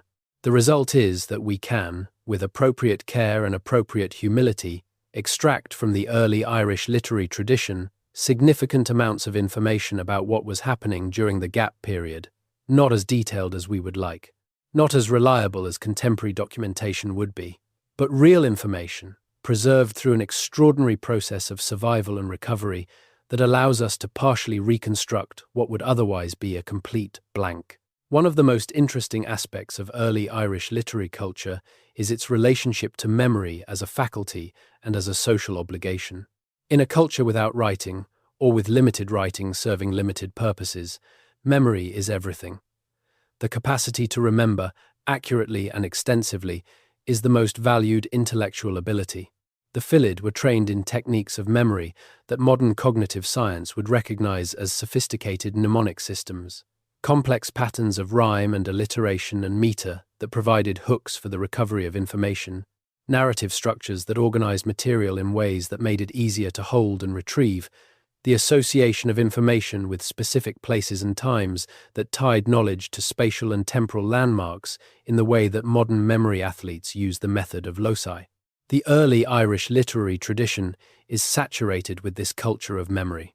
The verse forms of early Irish poetry are extraordinarily complex, with requirements of rhyme and alliteration and syllable count that serve simultaneously as aesthetic constraints and as mnemonic devices. The legal texts, when they exist in early forms, are often in verse for the same reason. The genealogies are structured in ways that support their memorization and transmission. But there are also texts that directly address the problem of memory and forgetting, that grapple with the anxiety of loss, that try to preserve knowledge precisely because they are aware that it can be lost. The Dinsentures, the Law of Places, is a body of literature that explains the names of significant places across Ireland through narrative stories, connecting those names to events or personages of the past. It is one of the most revealing bodies of early Irish literature because it tells us both what was being preserved and why preserving it mattered. The names of places were memory anchors, points in the landscape where the past had left a trace that could be recovered through the stories attached to the names. The Dinsenkers also tells us that during the gap period, events happened at specific named places across Ireland, events that were considered important enough to be preserved in the place name tradition, even when other details about them had been lost. The stories in the Dinsentures are often thin, preserving the connection between name and event, but losing the fuller context that would have made the event intelligible. This thinness is itself evidence of loss during the gap period of materials that were recovered incompletely and that the later compilers could not fully restore. There is something I have been building toward that I want to address directly now, because it is the dimension of the lost age that is hardest to discuss without either overclaiming or underselling it. The question is this: did something happen during the gap period in Ireland that was so traumatic, so comprehensive in its destruction of the existing social and intellectual infrastructure, that the society which emerged on the other side of it was, in some meaningful sense, a different society? Not a modified continuation of what had come before, but a reconstruction, a partial recovery of materials that had survived a genuine rupture? Some scholars would say yes. They point to the compression of the genealogies in the gap period, which suggests that genuine generations have been telescoped together or lost, not simply that the records are sparse. They point to the lack of agreement between different branches of the annalistic tradition for this period, which suggests that the various compilers were working from different, fragmentary, and incompatible sources, rather than from a continuous tradition. They point to the evidence for dramatic changes in settlement pattern and artifact type and burial practice within the gap period, which suggest that the physical culture of Ireland was changing significantly in ways that indicate social disruption rather than simple evolution. Others would push back on this picture, arguing that we should be cautious about projecting disruption onto periods of limited evidence. The absence of record is not the same as the presence of catastrophe. Maybe Ireland during the gap period was simply a non-literate society, doing non-literate society things, and the apparent disruptions are artifacts of the limitations of our evidence rather than reflections of real historical trauma. This debate is ongoing, and it probably cannot be fully resolved with the evidence currently available. But I think the weight of the evidence, taken as a whole, does point towards something more than simply a period of limited recording. The specific patterns in the evidence, the genealogical compression, the annalistic confusion, the archaeological discontinuities, the traditions of recovery and reconstruction that mark early Irish literary culture, these seem to me to reflect something real about the gap period, something that the people who lived on the other side of it also knew about and also struggled to understand. What that something was exactly, whether it was primarily the consequence of epidemic disease or climate catastrophe, or the disruptions associated with the transformation from a pre-Christian to a Christian society, or some combination of all three, we cannot say with certainty. But the sense that something genuinely difficult happened during those 400 years, that Ireland went through experiences during the gap period that left lasting traces in its culture and its collective memory, seems to me to be warranted by the evidence. Let's spend some time with what the gap period gave to Ireland, as well as what it took away, because the story of the lost age is not only a story of loss. The transformation of Ireland during the gap period, however difficult and however incomplete our picture of it is, produced something extraordinary. The Christianity that emerged in Ireland in the 6th and 7th centuries was not simply Roman Christianity transplanted, it was Irish Christianity, shaped by the specific history and specific traditions of the island.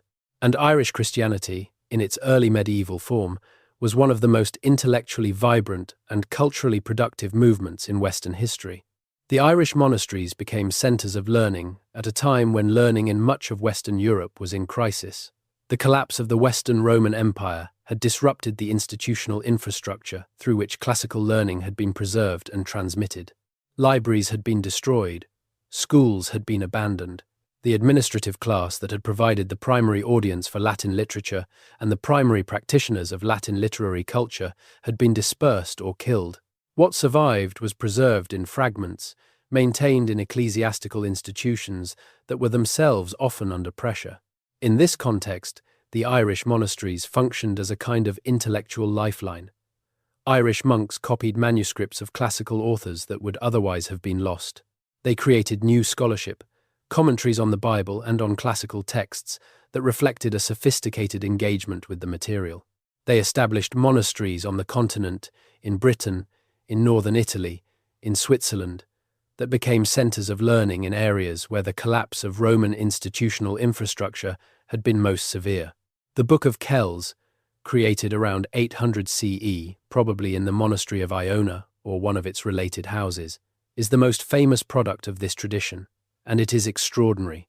The complexity and precision of its decoration, the range of influences it reflects, the obvious intellectual ambition that shaped every page, these are not the products of a culture that had simply preserved the past. They are the products of a culture that was actively creating something new, that had absorbed and transformed what it had inherited and was generating something that had not existed before. Where did the capacity for this creation come from? Some of it came from the Christian tradition itself, from the scholarly and artistic practices developed in the Mediterranean world.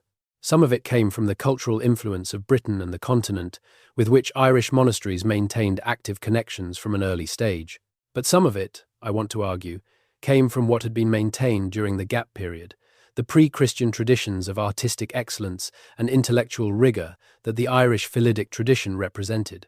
The extraordinary metalwork of early medieval Ireland, the Ardagh chalice and the Tara brooch, and the great series of penannular brooches, reflects a tradition of craft excellence that has deep roots in the pre-Christian period. The smiths who made these objects were working in a tradition that went back centuries, that had been maintained through the gap period, that combined techniques and aesthetic sensibilities developed over a very long time. The same is true of the literary tradition. The complex verse forms of early Irish poetry, the narrative techniques of the mythological and heroic cycles, the legal tradition preserved in the Brehon law texts, these did not spring fully formed from the monasteries. They reflect the pre-Christian intellectual tradition of Ireland, adapted and transformed but not abandoned. The lost age, in this sense, is also a preservation age. While the records were thin and the disruptions were real, the core of what Ireland was, the language, the artistic traditions, the social organisation, the relationship to the land, the oral culture of the Philid, these things survived, not perfectly, not completely, but substantially enough that when the great monasteries created the conditions for large-scale literacy and cultural production, they had a pre-existing tradition to draw on and transform.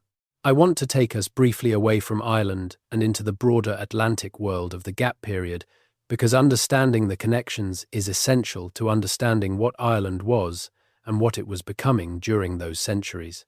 The Irish Sea in the gap period was not a barrier. It was a zone of active interaction. The Irish were raiding Britain, yes, but they were also trading with Britain, and the distinction between raiding and trading in this period is more permeable than it might seem. People who were raiders in one season were traders in another. The same ships that carried war parties carried goods. The same routes that served raiders served merchants and pilgrims and diplomats. From Britain, Ireland was receiving influence in multiple directions. There was the influence of Roman and post-Roman British Christianity, which was already present in Ireland before Patrick's mission and which shaped the framework within which Patrick worked. There was the influence of British secular culture, visible in the Irish adoption of the Latin alphabet and in the presence of Latin loanwords in early Irish. There was the influence of British artistic traditions, visible in the metalwork and in certain aspects of the manuscript tradition. But the traffic was not all one way. From the 3rd century onward, Irish groups were establishing themselves in parts of Britain, and these Irish settlers brought their language and their culture with them. The Ogham inscriptions of Wales and southwestern Scotland are the most direct evidence of this, but the genetic and archaeological evidence points in the same direction. Irish-speaking populations were present in significant numbers in Western Britain during the gap period, and they maintained connections with the island of Ireland that served as conduits for the movement of people and ideas in both directions. Further afield, the sea routes connected Ireland to Gaul and to Iberia. There is evidence of Irish contact with the continent during the gap period, including the presence of imported continental goods in Irish archaeological contexts. The later tradition preserves memories of Irish scholars and travellers who moved through the Frankish kingdoms and into the Mediterranean world, and while the earliest of these movements are attributed to the post-gap period, the networks they used were older. The question of Irish-Iberian connections is particularly interesting. The later tradition, as preserved in the Book of Invasions, makes the Milesians, the ancestors of the historical Irish, come from Spain. They are led by Mil Espain, whose name translates as Soldier of Spain, and they sail from the Iberian Peninsula to Ireland. This is usually dismissed as learned mythology, an attempt to connect Irish origins to biblical and classical frameworks by routing the Irish ancestors through a known and prestigious part of the ancient world. But the genetic evidence has produced some surprising results, suggesting that there really are connections between certain Irish and Iberian populations, not from the mythological period but from the prehistoric period, and the sea routes between Ireland and Iberia were genuinely used throughout the period we are considering. Whether these connections had significance during the gap period specifically is unclear, but the general picture of Ireland as a node in an Atlantic network, rather than an isolated western extreme, is important for understanding the gap period. Whatever was happening in Ireland during those centuries was happening in connection with, not in isolation from, the wider Atlantic world. Ideas and people and goods were moving, and Ireland was both a source and a destination for that movement. We are now in the final section of this exploration of the Lost Age, and I want to step back and think about what it means that this gap exists at all. Every civilization has gaps in its history. No tradition is fully continuous, no record is complete. The fragments that survive from any period of the past are always a tiny subset of what was actually happening, selected by accident and by the choices of those who happened to do the selecting. Ireland's gap period is more dramatic than some, less dramatic than others.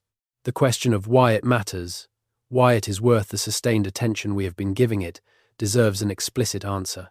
It matters, first, because Ireland is one of the few places in the world where we can observe the process by which an oral culture was converted into a literate culture in real time, with both the oral and the written traditions leaving significant evidence. The gap period is the crucible of that conversion. Understanding it better would help us understand not just Irish history, but the more general process of how knowledge traditions transform across such fundamental transitions. The Irish case is unusual because the conversion happened without the pressure of imperial force, in a way that allowed the oral tradition to survive and partially influence the shape of the emerging literary tradition. Other conversions from oral to literate culture happened under very different circumstances, and comparing them with the Irish case illuminates the range of possibilities. It matters, second, because the materials that survived the gap period and were eventually committed to writing constitute one of the most extraordinary bodies of early medieval literature in the world. The early Irish literary tradition, the mythology, the heroic literature, the legal texts, the nature poetry, the devotional writing, the scholarship, is of extraordinary richness and depth, and it is still not as well known outside Ireland as it deserves to be.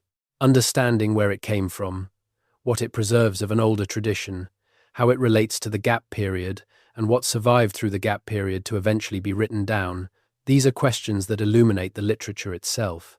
It matters, third, because Ireland's gap period is part of a broader pattern of disruption and recovery that affected much of the world in the late antique and early medieval period.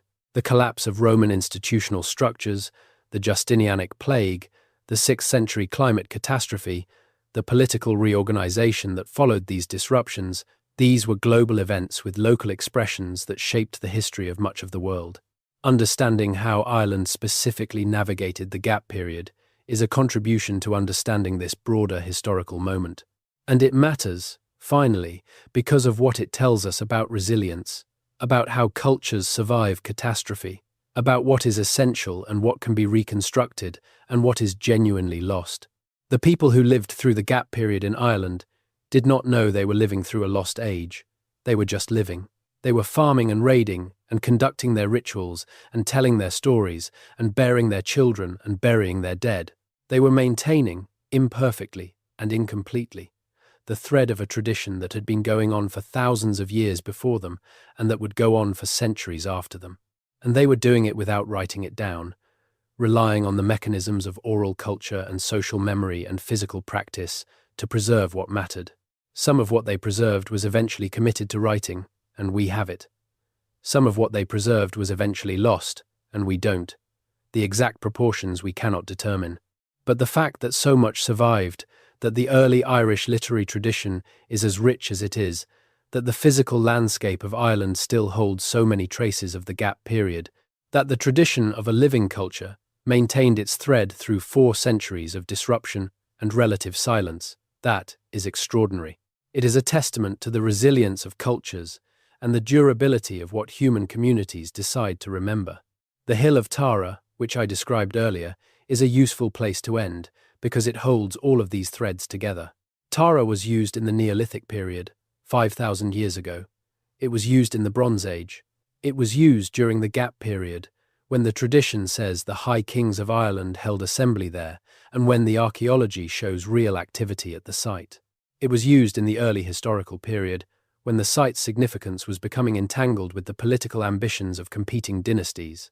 And it was eventually abandoned as a functioning royal site in the 7th century, at the end of the gap period, in circumstances that the sources describe but do not fully explain. The story of Tara's abandonment is connected in the tradition to Diarmait mac Surbail, who is described as the last pagan king of Ireland, and to Ruadan of Laura, a saint who cursed the site in response to Diarmite's execution of a man who had taken sanctuary in the saint's church. According to the story, after Ruadan's curse, the site was deserted and Tara fell silent. The tradition makes this a theological event, a moment when the old sacred geography of Ireland gave way to the new Christian sacred geography. But behind the theology, there is a real historical event. A functioning royal centre was abandoned, and the political landscape of Ireland was reorganised in ways that no longer centred on Tara. This abandonment is sometimes presented as the endpoint of the gap period, the moment when the old Ireland definitively gave way to the new Ireland. That framing is too clean, too dramatic, too much of a storytelling convenience to be fully credited. The transformation of Ireland was gradual and uneven and never fully complete, in the sense that the new tradition never simply erased the old. But Tara's abandonment is a useful symbol for what the gap period accomplished. Not the destruction of the old tradition, but its displacement, its transformation, its survival in modified form within the new framework that was emerging. The old sacred sites remained sacred, but the framework of their sacredness changed. The old knowledge traditions survived, but in forms that had been filtered through the new literacy and the new religion. The old social structures persisted in many of their practical details, but embedded now in a Christian legal and moral framework that gave them new meaning. And the old stories continued to be told, but told now by people who were simultaneously committed to the new faith and emotionally attached to the old narratives, finding ways to hold both that were sometimes awkward and sometimes surprisingly elegant. That is the lost age of Ireland. Not a blank, not a silence, not a catastrophe from which nothing survived, but a period of profound and complex transformation, imperfectly recorded and imperfectly remembered, in which the Ireland we know was being formed from the Ireland that had existed before, with losses and with survivals and with something genuinely new being created in the space between them. 400 years. 400 years where most of what we know comes from what came after, from the recovery efforts of the monks and the Philid, from the traces preserved in the landscape and in the genetic record and in the place names and in the traditions that refused to be forgotten even when no one was writing them down. 400 years that shaped everything Ireland became, that determined which parts of the older tradition would survive and which would not, that created the conditions for one of the most remarkable cultural achievements of the early medieval world. The lost age is not lost. It is hidden, and it is fragmentary, and it is difficult to see clearly. But it is there, in every passage of early Irish literature, in every ring fort and hill fort and passage tomb on the Irish landscape, in every sacred well and every place name that carries a memory too old for the name to fully explain, in the blood and the bones and the traditions of the people who live on that island today. The gap period is part of them, as it is part of every culture that has survived disruption, loss, and the long work of rebuilding. We are still finding it. Every year, new excavations and new genetic analyses and new readings of the texts add something to the picture. The lost age is yielding its secrets slowly, reluctantly, in the way that 400 years of silence yield secrets. A little at a time, never all at once, always with more questions than answers, following every revelation. But we keep looking, because this is what we are, in the end. We are the species that refuses to stop trying to understand where it came from and what it has been. We carry the lost ages of all our ancestors inside us, in our languages and our laws and our stories and our sacred places and the shapes of our faces. And sometimes, if we are patient enough and careful enough and honest enough about what we do not know, the silence speaks.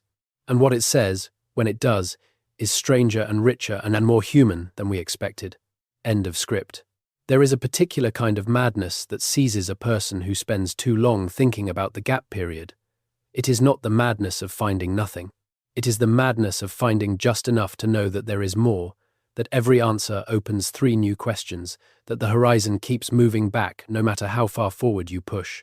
It is the madness of the almost understood, the nearly recovered, the fragment that was almost complete before someone cut it short. The genealogies are perhaps the best example of this madness, and they deserve more time than we have given them. The early Irish genealogical tradition is one of the most extensive in the medieval world.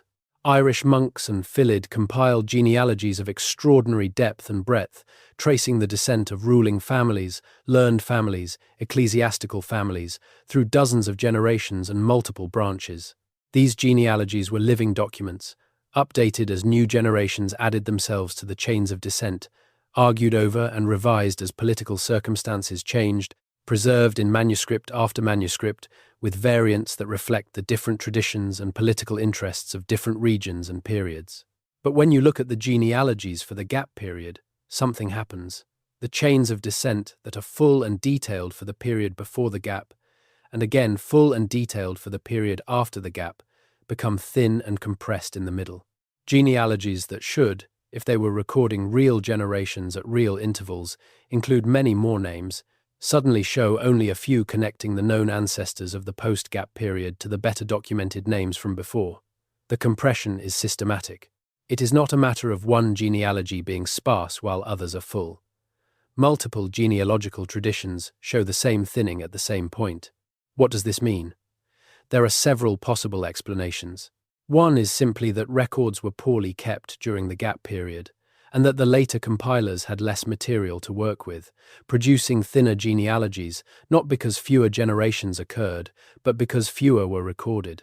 Another is that some of the genealogies are artificially constructed, extended backward through invented names to connect post-gap families to prestigious pre-gap ancestors, and that the fabricators didn't bother to fill in many intervening names because the connection to the prestigious ancestor was the point rather than the genealogy itself.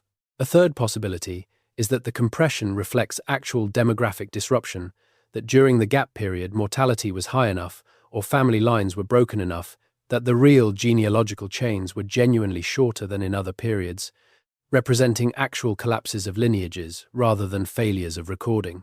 The truth is probably some combination of all three: real demographic pressure during the 6th century, combined with the practical difficulties of maintaining continuous genealogical records in an oral tradition under conditions of disruption, combined with the later tendency of scribes and families to construct connections to desirable ancestors, all contributing to the characteristic compression of gap period genealogy.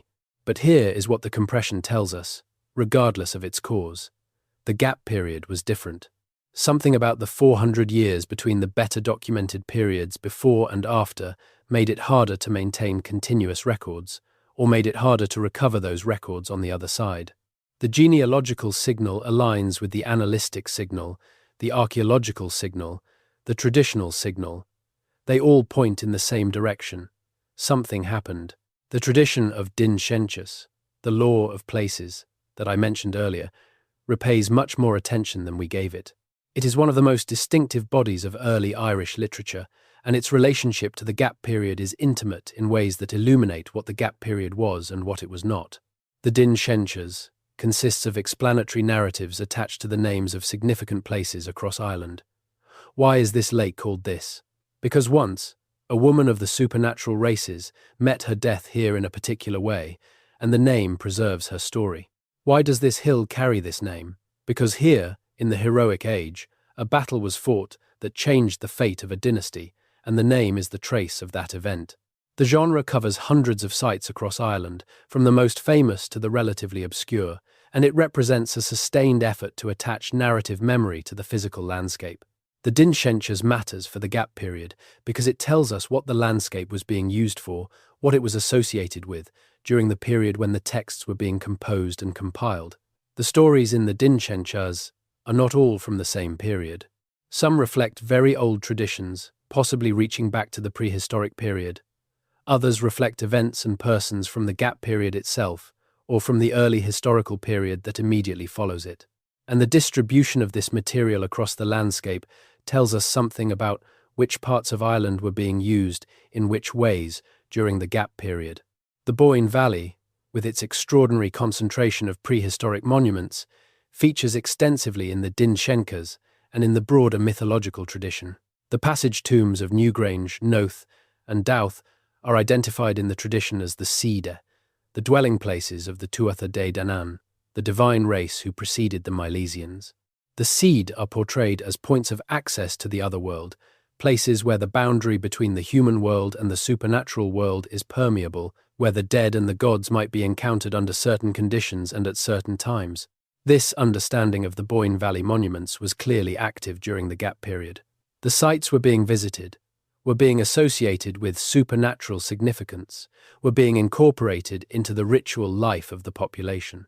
The stories attached to them in the Din Shenchas and in the mythological cycles reflect a sustained, active engagement with these places that continued through the gap period and was eventually committed to writing by the monks who preserved the stories while reframing the beings inhabiting the seed as fallen supernatural creatures rather than true divinities.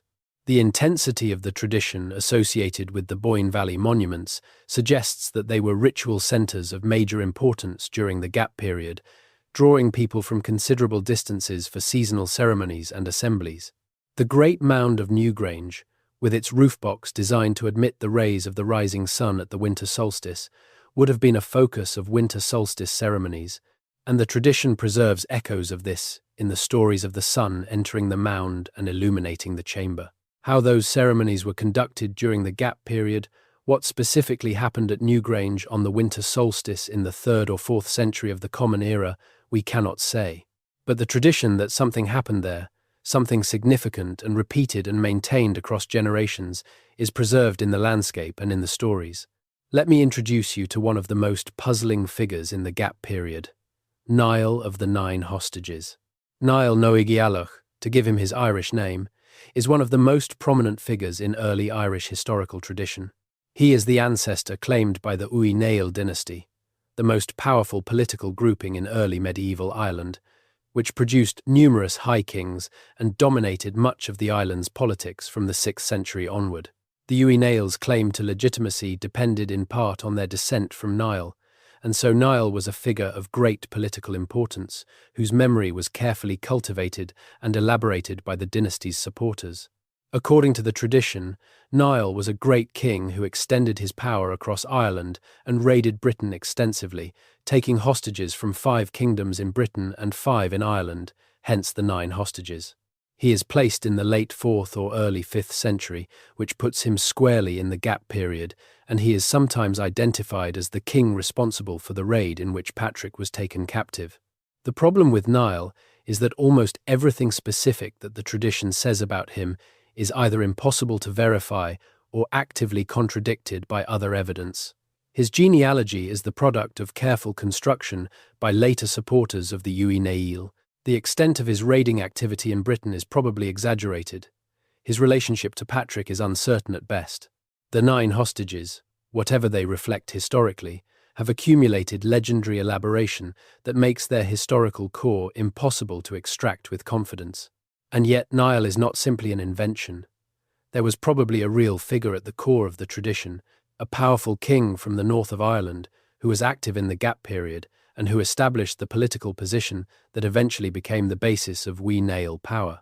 The question is, how much of what the tradition says about him reflects historical reality and how much is the product of later elaboration, of the tendency to attribute to prestigious ancestors the achievements and characteristics that the dynasty using them as a legitimating symbol wished to claim.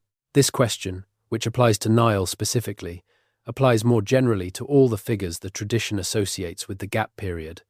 They are not pure inventions, but they are not simple historical records either. They are the products of a complex process of tradition formation in which real memories are embedded in legendary frameworks that have been shaped by the purposes they serve. Working out what is historical in them requires care, method, and a willingness to live with uncertainty. Niall's importance for understanding the gap period is not so much what specifically he did, which we cannot determine, but what his prominence in the tradition tells us about the political developments that were occurring during the gap period.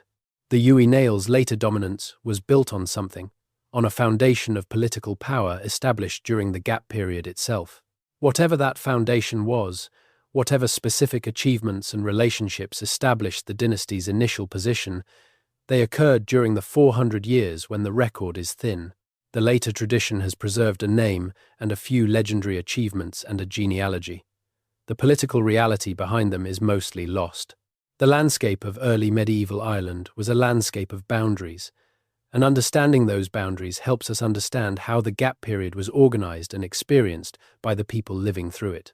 The Tuath, the territorial unit of early Irish political organization, was bounded by natural features and by ritual and legal definition. Its boundaries were known, marked, and significant. Crossing a Tuath boundary was a legal act with implications, requiring the appropriate permissions or protections if you were a stranger passing through. The assembly sites associated with each Tuath were at or near those boundaries, serving as neutral ground where people from different units could meet without either side having the advantage of home territory. The great assembly sites of Ireland, Tara, Tailta, Carman, Tlachtga, Uisnech, were associated not just with specific Tuatha, but with the island as a whole. They were points where the boundaries of the major provinces met, or where the symbolic geography of the island converged, and the ceremonies performed at them were understood to affect the entire island, not just the local territory. The Uisnech, a hill in County Westmeath that is considered the geographic centre of Ireland, was associated with the fire ceremony of Bealtaine, the beginning of summer, at which a ceremonial fire was lit that was understood to be the source of all the fires of Ireland. These great ceremonial assemblies at the symbolic centres of the island were active during the gap period. The tradition preserves them as ongoing institutions with ancient origins and continued relevance. What they looked like in practice during the gap period, what the ceremonies actually involved, who presided over them, and in what capacity, what the relationship was between the ritual specialists who conducted the ceremonies and the secular authorities who attended them, these details are largely lost. But the institutional reality of the assemblies is not lost. The tradition is clear that they continued, and the archaeology of the assembly sites supports the idea that they were being used continuously through the gap period. These assemblies were also the occasions for the oral tradition's most important performances. The great poets performed at assemblies, genealogies were recited, histories were told, legal disputes were heard and settled according to traditional procedures. New alliances were made and old ones renewed. Marriage arrangements were concluded. Goods were traded. Games were played.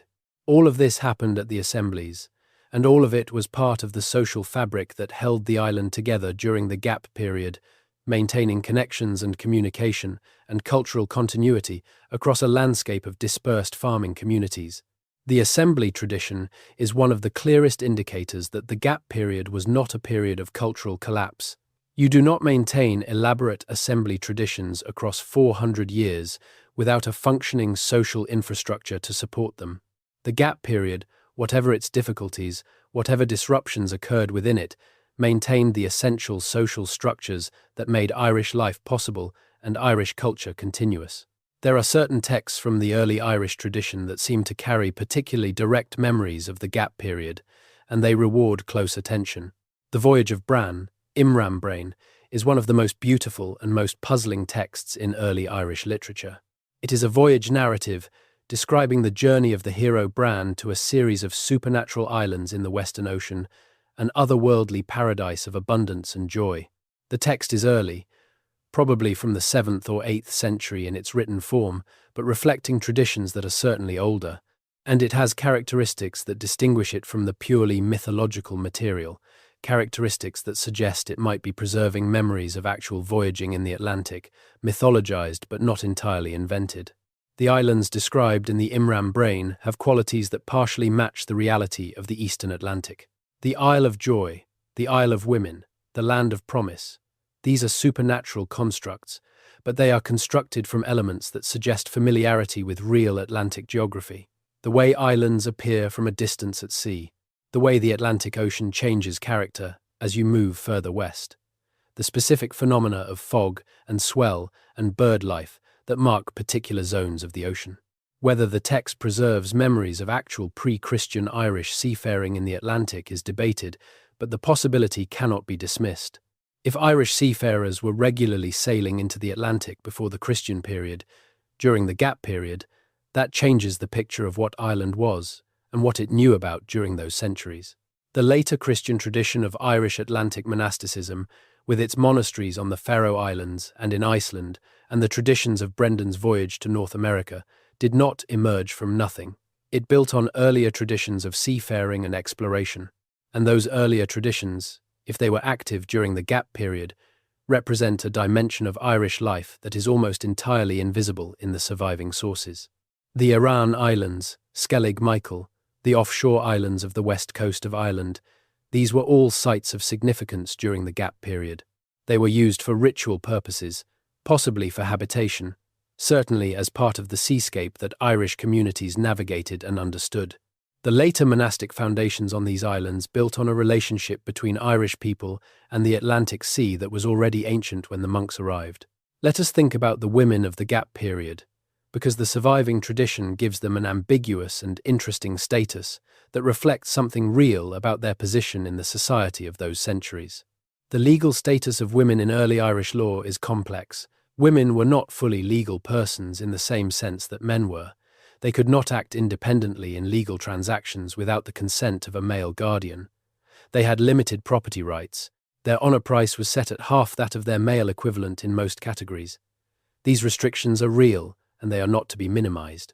But the same legal tradition that imposed these restrictions also recognised categories of women who had full legal status, who could own property independently, who could sue and be sued and enter into contracts, powerful abbesses, learned women who had achieved the status of banfili or female poet, women who were the sole heirs of their families.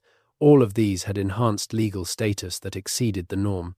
And the mythological tradition provides a different picture again, one in which women of the supernatural races wield considerable power, in which the sovereignty of the land is figured as a female figure who grants or withholds legitimacy from kings, in which female figures like Medb of Connacht exercise a kind of authority that has no counterpart in the legal texts. The sovereignty goddess is one of the most distinctive and puzzling figures in early Irish tradition.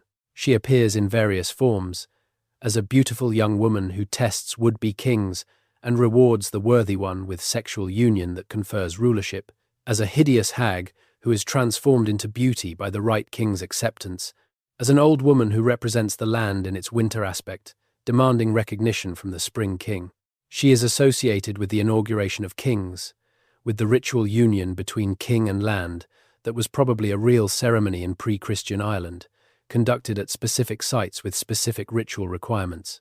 During the gap period, the sovereignty ceremony was probably still being conducted in something like its traditional form, or was in the process of transformation as Christianity began to redefine what legitimate kingship meant. The transition from a ritual in which a king's authority was understood to derive from his union with the goddess of the land, to a ritual in which it derived from anointing and investiture by the church, was not instantaneous. It was a gradual process that left traces in the tradition that allow us to see both the old form and the new form, and the points of their intersection. The women who performed the sovereignty role in these ceremonies, if the ceremony involved human participants playing the divine role, or the women who were associated with specific sacred sites that were the locations of sovereignty rituals, are mostly invisible in the surviving sources. Their names are sometimes preserved in the dinchenches, attached to the place names that bear their memory. Their function is preserved in the mythology, but their specific lives, their specific roles in the communities of the gap period, their relationship to the broader political and religious transformations of the period, these things are largely inaccessible. What we can say is that the gap period was a period of transition in the social position of women, as it was a period of transition in almost everything else. Pre-Christian Ireland was not a matriarchy. The legal evidence is clear that male authority was the norm. But it was a society in which female figures of religious and symbolic authority had recognized roles and recognized power, and the conversion to Christianity altered those roles and that power in ways that the surviving tradition only partially records. The great female saints of early Irish Christianity, Brigid of Kildare above all, but also Ita and Monina and others, are figures who, in their hagiographies, seem to be absorbing and transforming older female religious authority rather than simply displacing it. Brigid's feast day falls on the 1st of February, Imbolc in the pre-Christian calendar, the beginning of spring and the season of the goddess Brigid, one of the major deities of the pre-Christian tradition. The correspondence is too close to be coincidental. St. Brigid's cult is built over the pre-Christian cult of the goddess Brigid, and in the process of that building, the older female religious authority finds a new form in which to continue. During the gap period, The goddess Brigid was still being venerated in her pre-Christian form at Kildare and at the other sites associated with her. The transition to the saint was a product of the Christianization process that was developing during the gap period and accelerating as it concluded.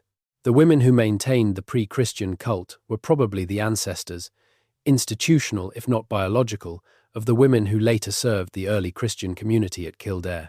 The sacred fire at Kildare, which tradition says burned continuously in the saint's honour, may be a direct survival of a sacred fire that burned in the goddess's honour at the same location during the gap period. The monks who eventually wrote down so much of what we know about early Ireland were not detached observers. They were participants in a living culture, products of the transition that the gap period represented, inheritors of both the Christian and the pre-Christian traditions in complex and not always fully acknowledged ways. One of the most striking things about early Irish monastic culture is its physical relationship to the landscape. The monasteries were not built in the middle of towns, following the continental model. They were often built on the edges of things, on islands, on promontories, in forests, at the edges of bogland. This placement reflects a theological preference for withdrawal from the world, but it also reflects a continuation of earlier patterns of sacred site use. The places where Irish monasteries were founded were often places that were already regarded as sacred, already associated with the supernatural, already attracting the kind of attention that made a holy community seem appropriate. The holy wells are the clearest evidence of this, but they are not the only evidence. Many of the great Irish monasteries were founded in places with strong pre-Christian associations, and the choice of those locations was not always coincidental. The saints who founded monasteries were doing so in a landscape already thick with significance, and their choice of location often reflected a desire to Christianize a site that was already powerful, rather than to build a new sacred geography from scratch. This continuity of sacred geography is one of the clearest traces of the gap period in the later landscape. The places that mattered in the gap period continued to matter. The centers of ritual activity, the assembly sites, the sacred springs and hills and islands, these maintained their significance through the transition, absorbing new meanings rather than losing their old ones, becoming Christian sites that retained the memory of their pre-Christian character in the stories attached to them and in the physical practices associated with them. There is a specific century within the gap period that deserves focused attention because it is the century where the most dramatic changes seem to have occurred and where the evidence, fragmentary as it is richest and most interesting. That is the 5th century. The 5th century in Ireland is the century of Patrick, of the intensification of Irish raiding and settlement activity in Britain, of the emergence of Ogham as a writing system, and of the beginning of the transition to Christianity that would eventually transform the island. It is also a century of considerable political turbulence in the wider world, with the Western Roman Empire collapsing in stages across the first 3/4 of the century, with power in Britain fragmenting between various successor states and communities, and with the Atlantic world that connected Ireland to its neighbours being reconfigured by these changes. For Ireland specifically, the 5th century represents the period when the consequences of the preceding raiding and settlement activity in Britain were becoming visible.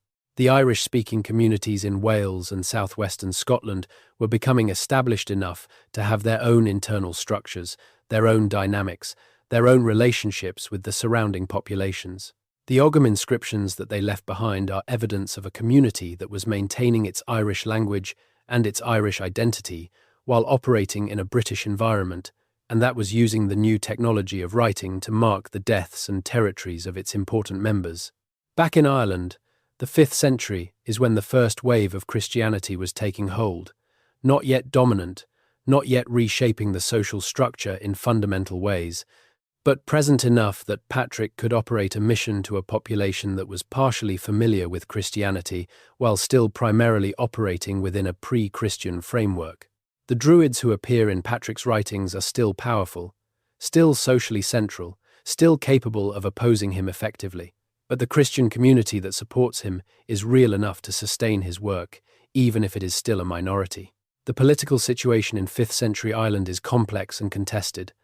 The Uí Néill, who will later dominate the island, are in this period one powerful group among several, not yet supreme. The kingdoms of Munster, of Connacht, of Leinster, and of the Ulster area dynasties are all active. The political map is fluid, with alliances shifting and power relationships changing as the century progresses. The annals give us names and events for this period, but the chronology is uncertain and the interpretation of what was happening politically is contested. What is clearer is that the 5th century saw an intensification of the forces that would transform Ireland. Christianity was spreading, writing was developing, the political landscape was shifting, and the oral tradition that had maintained Irish culture through the preceding centuries was beginning to encounter the written tradition that would eventually record and preserve it. The gap period was not ending. The disruptions of the 6th century were still to come, but the conditions were being created under which the gap period would eventually close. The 6th century, as I have mentioned, was catastrophic for much of the Northern Hemisphere. But I want to spend more time with what, specifically, the catastrophe of the 6th century might have meant for Ireland, because the implications are extensive and not fully explored in the standard treatments. The climate disruption of the 530s and 540s, associated with large volcanic eruptions whose aerosols reduced solar radiation reaching the Earth's surface, caused cooling and reduced agricultural productivity across the Northern Hemisphere. In Ireland, where the agricultural economy depended on cereal crops and cattle, both of which are sensitive to temperature and sunlight, a multi-year cooling would have been devastating. Modern studies of Irish dendrochronology, the analysis of tree rings from ancient Irish oaks, show a significant depression in growth in the 530s that is consistent with the broader Northern Hemisphere pattern. The trees were stressed. The growing seasons were shorter and cooler. The biological evidence is clear. And if the trees were stressed, the crops were stressed too, and the cattle herds that depended on adequate pasture were stressed as well. A multi-year agricultural crisis in early Irish society would have implications that run through every aspect of the social system. Cattle tribute, which was the medium through which political relationships were maintained, would have been disrupted as herds declined and cattle values changed. The legal categories of status that depended on cattle ownership would have been destabilized. The network of obligations and dependencies that held the Tuath system together would have been placed under pressure, as some clients could not pay their tributes, and some lords could not maintain their obligations to their own superiors. Political instability would have followed. Kingdoms that had been stable under conditions of agricultural adequacy would have struggled under conditions of shortage. The violence that the tradition associates with the 6th century, the raids and battles and dynastic conflicts that fill the thin annalistic record, may have been partly a product of the competition for resources generated by the climate crisis. And then the plague arrived, into a population already weakened by years of inadequate nutrition. A malnourished population is a vulnerable population. Epidemic disease spreads more easily and kills more effectively in communities where immune systems are already compromised. The 6th century plague in Ireland, whatever its specific relationship to the Justinianic plague and whatever its precise death toll, hit a population that had already been stressed by years of poor harvests.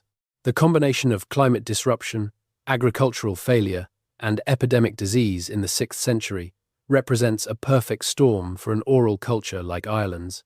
The specialist knowledge keepers, the Philid and the Druids and the other practitioners of the oral tradition, depended on social structures that supported them.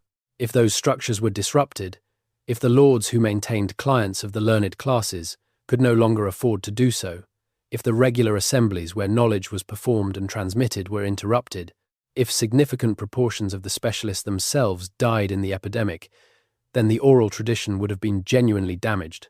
Not destroyed, but damaged. Portions of what it carried would have been lost. This is what I think happened in the 6th century in Ireland. The combination of crisis events damaged the oral tradition enough that when the later monastic writers tried to recover it, they found gaps they could not fill, contradictions they could not resolve, traditions that had become too sparse and confused to yield the clear picture that an undamaged oral tradition would have provided. And then the monasteries grew, and the conditions for recovery were created, and the work of reconstruction began. The early Irish literary tradition is in significant part the product of that reconstruction, shaped by what had survived and by the priorities and perspectives of those doing the recovering. The question of language is one that we have not given enough attention, and it is essential for understanding the gap period. Early Irish, the language of the oldest Irish literary texts, is a Celtic language, part of the same family as Welsh, Cornish, Breton, and the extinct Gaulish and Celtiberian languages. Its relationship to these other languages tells us something about the history of Celtic languages in the British Isles and on the continent, and that history intersects with the gap period in important ways. The Celtic languages spread across Europe at some point in the second and first millennia before the Common Era, probably from somewhere in Central Europe. They spread through a combination of migration and cultural diffusion that is still being debated by scholars, with some emphasizing the role of population movement, and others emphasizing cultural and linguistic diffusion without major demographic change. In Ireland, the Celtic language replaced whatever was spoken before, which we have no direct record of. By the gap period, Irish Gaelic was well established as the language of the island. It was diversifying into regional dialects, as all languages do over time, and it was being influenced by contact with Latin through the Christian mission. The Christianization of Ireland introduced an enormous number of Latin loanwords into Irish, covering the terminology of church organization, theology, learning, and the material culture associated with the new religion. These loanwords are traceable in the oldest layers of the Irish literary tradition, and they provide information about when specific aspects of the Christianization process occurred. But the gap period also saw another linguistic development that is less often discussed: the gradual change in the morphological structure of the Irish language itself. Old Irish, the language of the earliest texts, is morphologically very complex, with an elaborate system of grammatical endings that encode a great deal of syntactic information. Over the gap period and the centuries following it, this morphological complexity was being simplified, reduced, in the same general direction that most European languages moved over the medieval period. The transition from Old Irish to Middle Irish, which is roughly where the trajectory leads by the 11th century, reflects changes that were accumulating through the gap period. Language change of this kind is normal and does not require traumatic disruption to explain. But it is worth noting that the most intensive period of simplification in Irish morphology corresponds roughly to the period of most intensive social disruption, the 6th century and its aftermath. Whether the language change was accelerated by the social disruption, or whether this is simply a coincidence, is impossible to determine. But the possibility that the disruption of the oral tradition during the 6th century allowed certain linguistic changes to spread more rapidly by reducing the conservatizing influence of a highly trained class of language specialists is at least worth considering. The River Boyne, which runs through the heart of the ancient landscape of County Meath, past Newgrange and Knowth and the hill of Tara and the ancient site of Tlachtga, was one of the most sacred rivers of ancient Ireland. The goddess Boann, who gave the river its name, is one of the most significant figures in the mythological tradition. She is associated with wisdom and with the sacred well at the source of the river, a well whose waters were guarded and to which access was restricted. She transgressed the restrictions. The waters burst forth and created the river, and she was transformed or killed or dissolved into the waters that now carry her name. This is one of the oldest stories in the Irish tradition, preserved in multiple versions with significant variation, but consistent in its core. A female figure of supernatural authority, a sacred well whose waters are associated with wisdom, a transgression of the rules that govern access to that wisdom, and a cataclysm that transforms the landscape. The story is about what happens when sacred knowledge is improperly handled, when the rules that govern access to power are violated, and it carries a warning that was presumably meaningful to the people who told it during the gap period.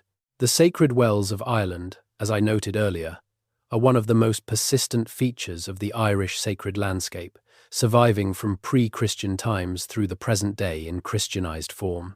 The Boyne River Valley was the center of some of the most important pre-Christian ritual activity in Ireland, associated not just with the passage tombs, but with the great seasonal festivals of the agricultural and pastoral year. During the gap period, this ritual complex was active and functioning. The ceremonies associated with the river, the wells, the tombs, the assembly sites of the valley, all of these were being conducted by specialists who had been trained in the traditions appropriate to each site. What those ceremonies looked like specifically, what was done and said and sung and offered at Newgrange on the winter solstice of 350 CE or 420 CE or 480 CE, we cannot know. But the physical site of Newgrange, oriented since the Neolithic to admit the light of the winter solstice sunrise through its roof box and into its chamber, was doing what it has always done, regardless of who was conducting ceremonies around it. The light entered the chamber at midwinter. Whoever was there to witness it witnessed something extraordinary and repeated and reliable, something that connected them to the people who had built the monument thousands of years before and to the cosmic cycles that the monument was built to mark. That continuity, that physical and astronomical reality that persisted through the gap period, regardless of what else was changing, is one of the most powerful arguments against reading the gap period as pure darkness.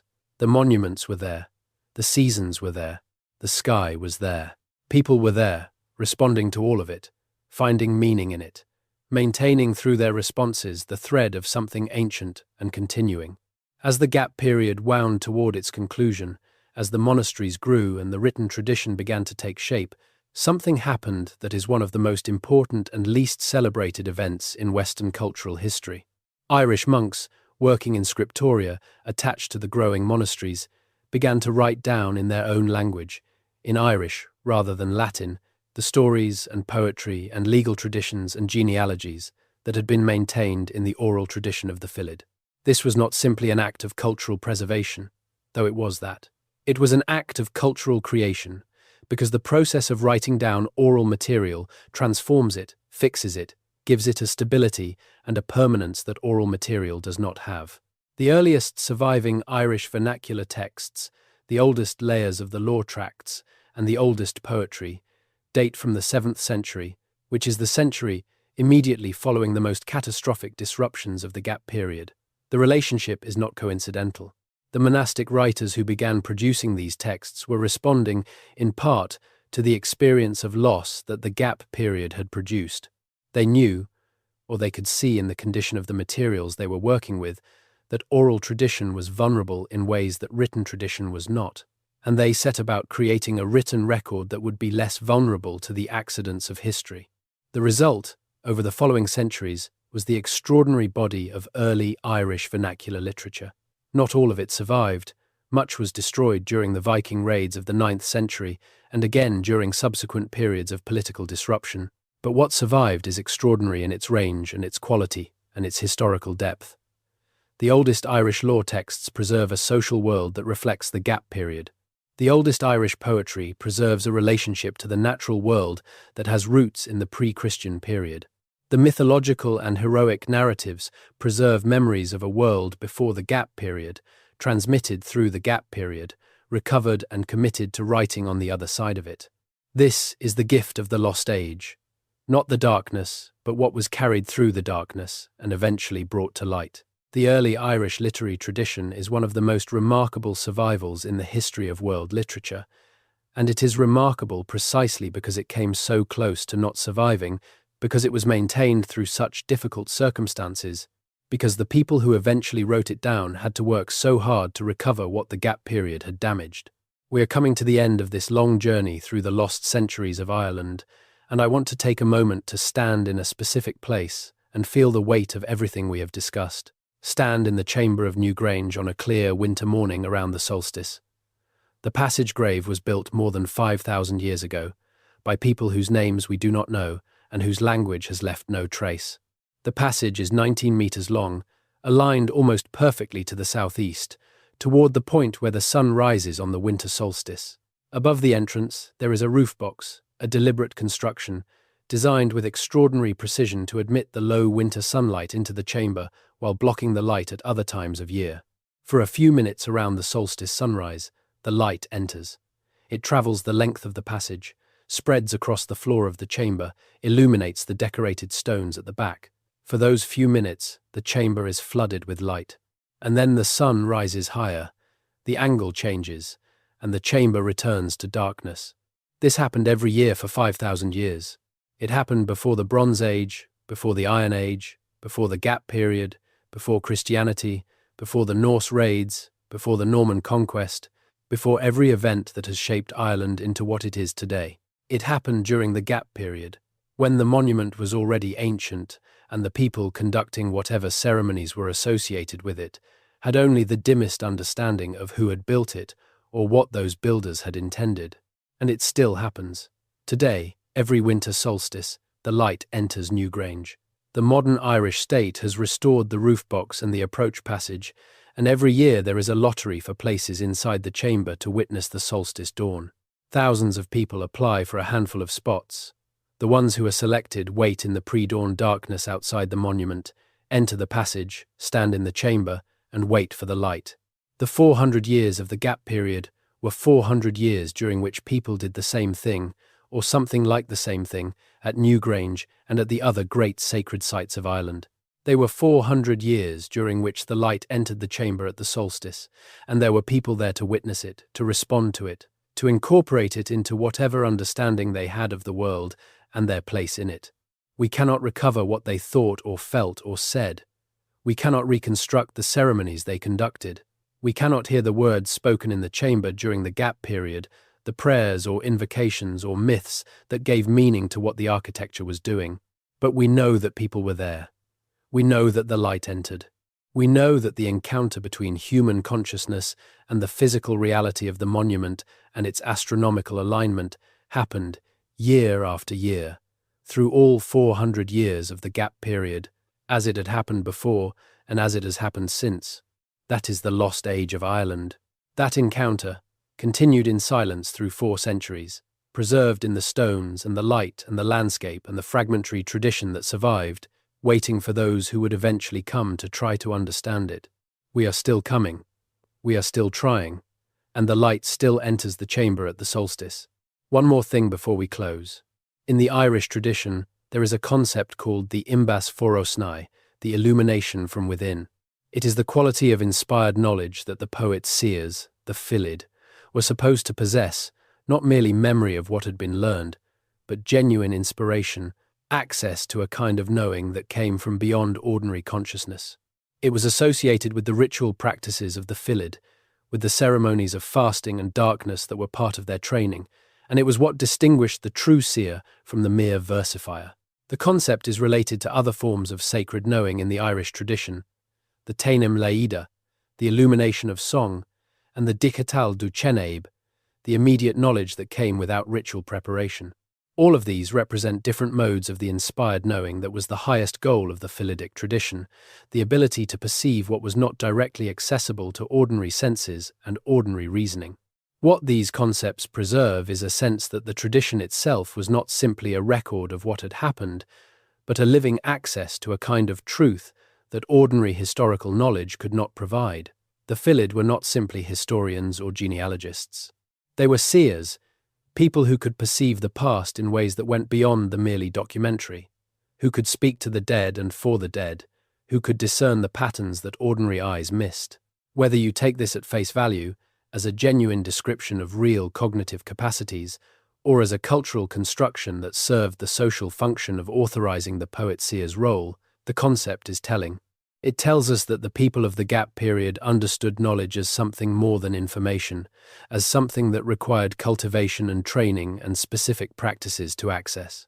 And it tells us that the loss of knowledge during the gap period was understood by later Irish culture as a genuine tragedy, a dimming of something that had been bright, a forgetting of things that had once been known. The effort to recover that knowledge, to fill the gaps in the genealogies and the annals and the mythological tradition, to reconstruct the ceremonies and the stories and the histories that the disruptions of the gap period had damaged, this effort was understood by the people making it, not merely as scholarship, but as something closer to a sacred obligation. They were trying to restore the illumination, to recover the imbas forosnai for a tradition that had been partially blinded by 4 centuries of difficulty and loss. They succeeded, partially. The early Irish literary tradition is evidence of their success, imperfect and incomplete, but genuine. And we, looking back at what they created and trying to see through it to what lay behind it, to the gap period itself, and what it contained, and what it lost, and what it preserved, are continuing the same project. We are still trying to restore the illumination. The light enters the chamber at Newgrange every year, and we are still learning to see. This is Ireland's lost age. 400 years of silence that was never truly silent. 400 years of living that left fewer records than the living deserved. 400 years that shaped everything that came after, preserved in fragments and traces, and the long memory of a culture that refused, despite everything, to forget itself entirely. Rest now. The story is in the stones. There is a tradition in Irish scholarship, going back centuries, of treating the gap period as an embarrassment. Not an acknowledged embarrassment.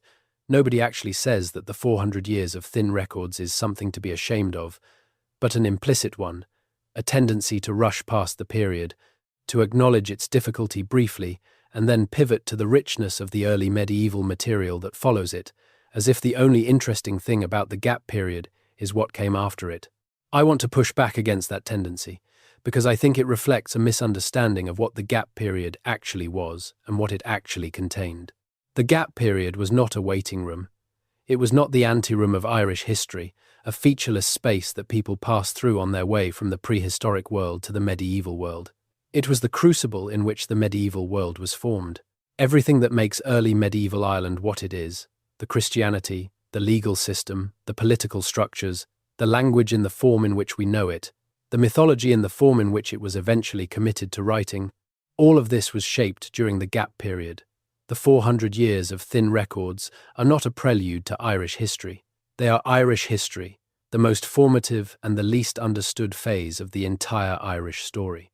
The people who lived through the gap period were not waiting for something to happen. They were doing what people do, loving and fighting and farming and dying, building and raiding and celebrating and mourning. They were speaking the Irish language in forms that were slowly changing, using the legal system in ways that were gradually adapting to new circumstances, conducting religious ceremonies that were slowly transforming as the new religion made its way through the social structure. They were creating art and music and poetry, most of which has not survived, but some of which echoes in the traditions that were eventually written down. The thinness of the records is not a reflection of the thinness of the lives. It is a reflection of the mechanisms by which we access those lives, mechanisms that were configured in particular ways during the gap period and that were reconfigured at the end of it in ways that opened up the richness of the early medieval literary tradition. The lives were there. The culture was there. The tradition was there. We are the ones with limited access, looking back through fragmentary and imperfect evidence, trying to see what was there. Let me take you into the bog. The Irish bogs are one of the most extraordinary natural archives in the world. They are landscapes of preserved time, places where the anaerobic, acidic conditions created by the accumulation of sphagnum moss have halted the normal process of decomposition and preserved organic materials for thousands of years. Bodies, textiles, food, wood, pollen, seeds, all of these things have been preserved in the Irish bogs in states that sometimes allow extraordinary insight into the worlds in which they were deposited. The bog bodies of Ireland are among the most poignant and most disturbing artifacts of the gap period and the period immediately preceding it. These are human bodies, preserved by the bog, that were deposited in the wetlands in ways that were clearly not accidental. They were not people who fell into the bog and drowned. They show evidence of what scholars call overkill. They were subjected to multiple forms of violence, sometimes ritualized, before being placed in the bog. And their placement in the bog appears to have been deliberate, treating the wetland as a special kind of space, appropriate for a particular kind of deposition. Old Croghan Man and Cloney Man are two of the best-known Irish bog bodies, both dated to the Iron Age, the centuries immediately preceding and overlapping with the gap period. Old Croghan Man is notable for his extraordinarily well-preserved condition and for the evidence of high-status care visible in his hands and nails. This was a man of the elite, or possibly a sacrificial victim who had been given elite treatment before his death. Cloney Man is notable for evidence of a plant resin used in his hair, an imported substance from continental Europe, demonstrating trade connections across the gap period or its antecedents. What do these bodies tell us about the gap period? Directly, they tell us about the centuries immediately preceding it. But they reflect ritual practices and attitudes toward the natural world, the bog as a sacred space, the appropriate treatment of certain kinds of death, that were certainly continuing into the gap period and that are reflected in the traditions that eventually found their way into the written record.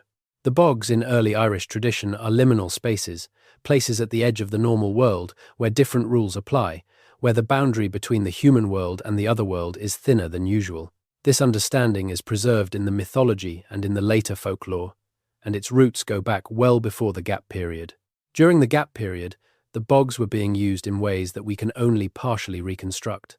Some depositions, the careful placement of metalwork and other high-status objects, probably continued through this period as they had before.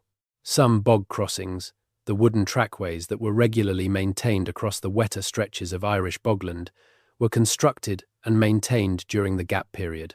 The archaeological evidence of these trackways tells us about the practical relationship between Irish communities and the bogland environment, the ways in which the bogs were navigated and used and managed rather than simply avoided.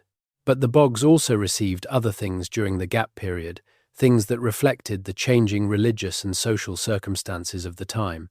The tradition of depositing high-status metalwork in wetland contexts, which is one of the most characteristic features of the pre-Roman Iron Age across northwestern Europe, appears to have changed during the Gap period as the Christian attitude towards such deposits, essentially that they were wasted resources rather than appropriate offerings, began to influence practice. The transition is not abrupt and not uniform, but the later part of the Gap period shows a gradual shift away from the elaborate wetland deposits that characterized the earlier periods. This is a small example of the larger process of the Gap period, the gradual transformation of ritual and cultural practices as the new religious framework slowly replaced the old one, not in a single decisive moment, but in a long process of partial adoption, partial adaptation, and partial resistance. The Saints of Ireland, as they appear in their hagiographies, are one of the most revealing windows into the Gap period and the period immediately following it. The hagiographies are not reliable history. They were written centuries after the events they describe, in accordance with conventions of saints' lives that reflect more about the purposes of the writers than about the actual lives of the subjects. They are full of miracle stories, borrowed and adapted from other traditions, applied to local figures to establish their sanctity and their power.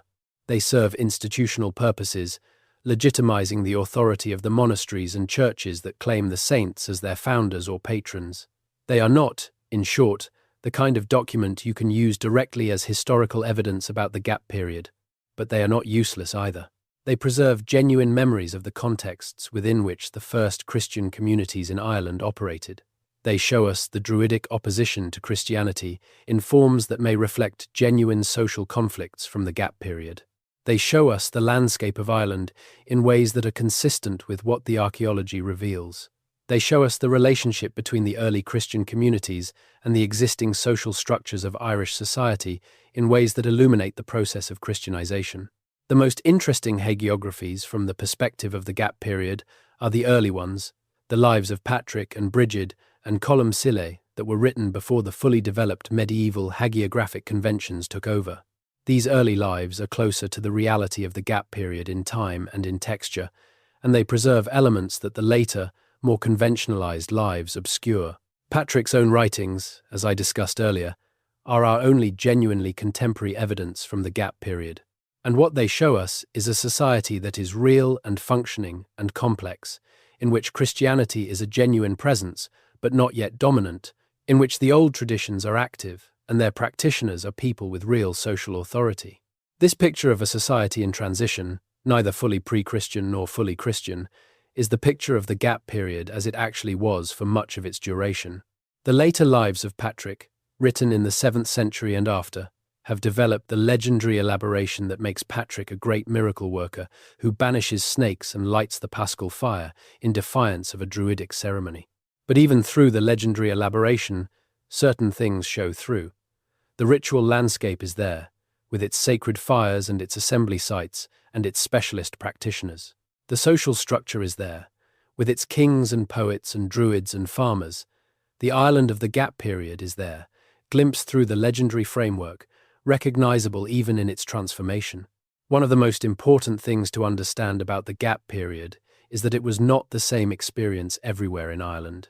The island is not large by the standards of continents, but it is large enough to contain significant regional variation, and that regional variation was, if anything, more pronounced during the Gap period than it later became. The political fragmentation of early Irish society into dozens of tuatha meant that local conditions varied considerably from one area to another. A disruption that devastated one kingdom might leave its neighbour relatively unaffected. A change in religious practice that swept through one region might take generations to reach another. The uneven spread of Christianity across the island during the Gap period is a good example of this. Patrick operated primarily in the north and centre of the island. The traditions associated with the Munster saints suggest a somewhat different trajectory for the south.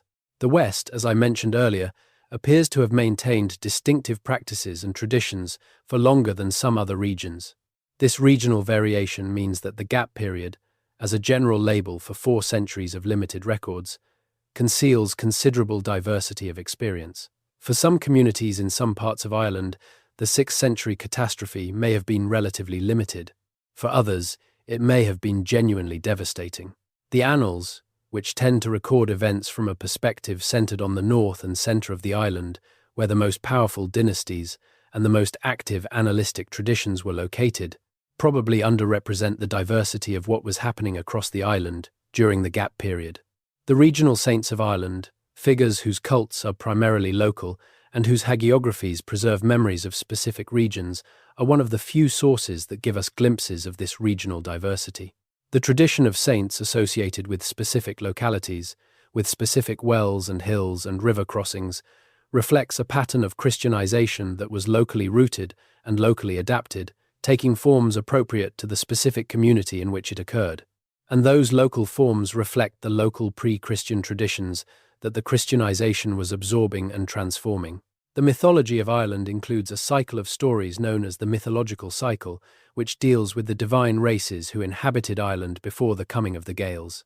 These stories, the stories of the Tuatha Dé Danann, their battles and their loves and their magical attributes, are some of the most beautiful and most puzzling in the early Irish literary tradition.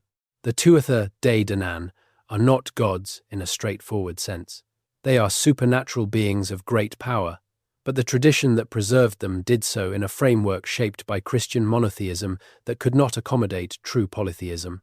The euhemerization of the Irish gods, their reduction to human ancestors who were later mistakenly worshipped as divine, is explicit in some texts. But the euhemerizing gloss is thin, and through it the divine qualities of the Tuatha Dé Danann are clearly visible. They are beings of light and skill and beauty. They are associated with the sacred sites of the landscape. They are the possessors of magical objects that give their bearer sovereignty and plenty. They are the inhabitants of the Cid, the passage tombs that dot the Irish landscape. During the Gap period, the Tuatha Dé Danann were not mythological beings in the distance. They were the divine powers that the population acknowledged and interacted with through ritual and ceremony. The sites associated with them, Brúna Bóinne and Seed in Broga, and the other great passage tomb complexes, were sites of active worship, or at least active significance. The festivals of the agricultural year that were associated with their actions and attributes were being celebrated by the population. This is what we mean when we say the Gap period had a rich spiritual life. Not that people were sitting around believing in abstract theological propositions, but that the entire landscape was animated by presences that required acknowledgement, that specific times of year called for specific ceremonies, that the relationship between human communities and the supernatural powers they recognized was maintained through regular practice and regular offering. The Christianization of this landscape was a slow replacement, one presence for another, one set of required relationships for a different set. The sites remained, but the beings inhabiting them were renamed. The ceremonies were maintained, but the theology justifying them was transformed. The prayers were continued, but addressed now to different recipients. This process of replacement through incorporation, which is characteristic of how Christianity spread in many parts of the world, was the process that shaped the Gap period and that produced the distinctive Irish Christianity that emerged from it. The question of memory never goes away, and I want to return to it one more time before we close. Memory, in pre-literate societies, is not only a cognitive capacity, it is a social institution.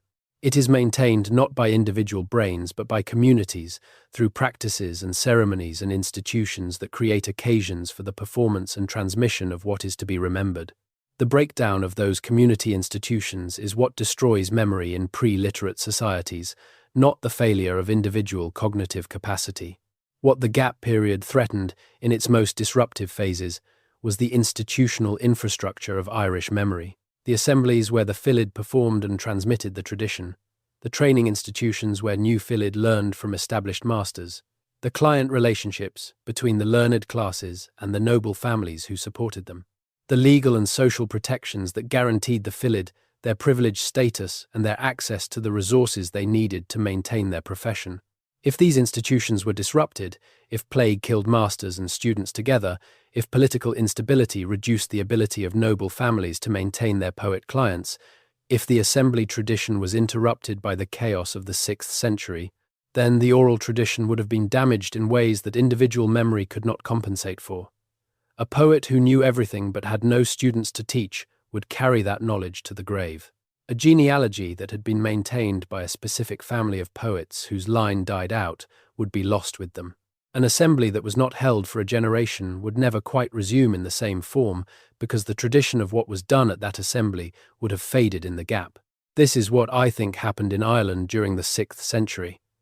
The institutional infrastructure of the oral tradition was damaged severely enough that significant portions of what it carried were lost. Not all at once, not completely, but in the piecemeal, partial way that institutional disruption causes cultural loss. Here, a genealogy compressed. There, an annalistic record thinned. Here, a mythological narrative that no longer makes complete sense because some contextual information has been lost. There, a legal tradition that has gaps in its coverage of certain periods. And then the recovery began. The monasteries created a new institutional infrastructure, one that was more durable than the old one because it was based on writing, which can outlast the deaths of individuals in a way that oral memory cannot. The Fillid found in the monasteries both a threat and an opportunity, a threat to their traditional authority and status, but an opportunity to have their tradition preserved in a form that would survive the next disruption. The accommodation between the monastic and Fillidic traditions was not always easy, and it was never complete, but it produced something that neither could have produced alone. Ireland's relationship to time is unusual, and that unusual relationship is itself a product of the gap period. Most historical cultures, at least in the European tradition, have a relatively simple relationship to time. The past is behind us, the present is where we are, the future is ahead. Time moves in one direction. The past is fixed and known, more or less, and the present and future are open and unknown. In the early Irish tradition, the relationship to time is considerably more complex. The other world, the Sid, the realm of the Tuatha De Danann, is not simply a different place, it is also a different time. It is a realm where time moves differently, where what has passed in the human world might not have passed in the other world, where the dead might still be accessible, where the future might in some sense already exist. The permeability of the boundary between the human world and the other world is not just spatial but temporal. This understanding of time, which is characteristic of the Irish mythological tradition, reflects something about how the gap period was experienced. The pre-Christian Irish relationship to the ancestors, to the dead, to the beings who inhabited the old sacred sites, was not a relationship to the past as fixed and gone. It was a relationship to the past as still present, still accessible, still capable of relationship. The ancestors in the Sid were not simply dead, they were available, under the right conditions, through the right ceremonies, at the right times of year. The great seasonal festivals of the Irish year, Samhain, Imbolc, Bealtaine, Lunasa, were in part occasions for the thinning of the boundary between the worlds, times when the dead and the living, the past and the present, the supernatural and the natural, could encounter each other more directly than usual. Samhain, in particular, the beginning of the dark half of the year in early November, was the time when the otherworld gates opened and the dead walked among the living. During the gap period, these festivals were being celebrated in their pre-Christian form, with ceremonies appropriate to each season and each deity or supernatural power associated with that season. The transformation of these festivals into the Christian calendar, Samhain becoming All Hallows' Eve, Imbolc becoming the Feast of St. Brigid, Bealtaine surviving in folk practice as May Day, was a product of the Christianization process, that occurred during and after the gap period. But the underlying temporal structure, the sense that the year has sacred rhythms that mark particular kinds of encounter between the human world and what lies beyond it, was maintained through the transformation.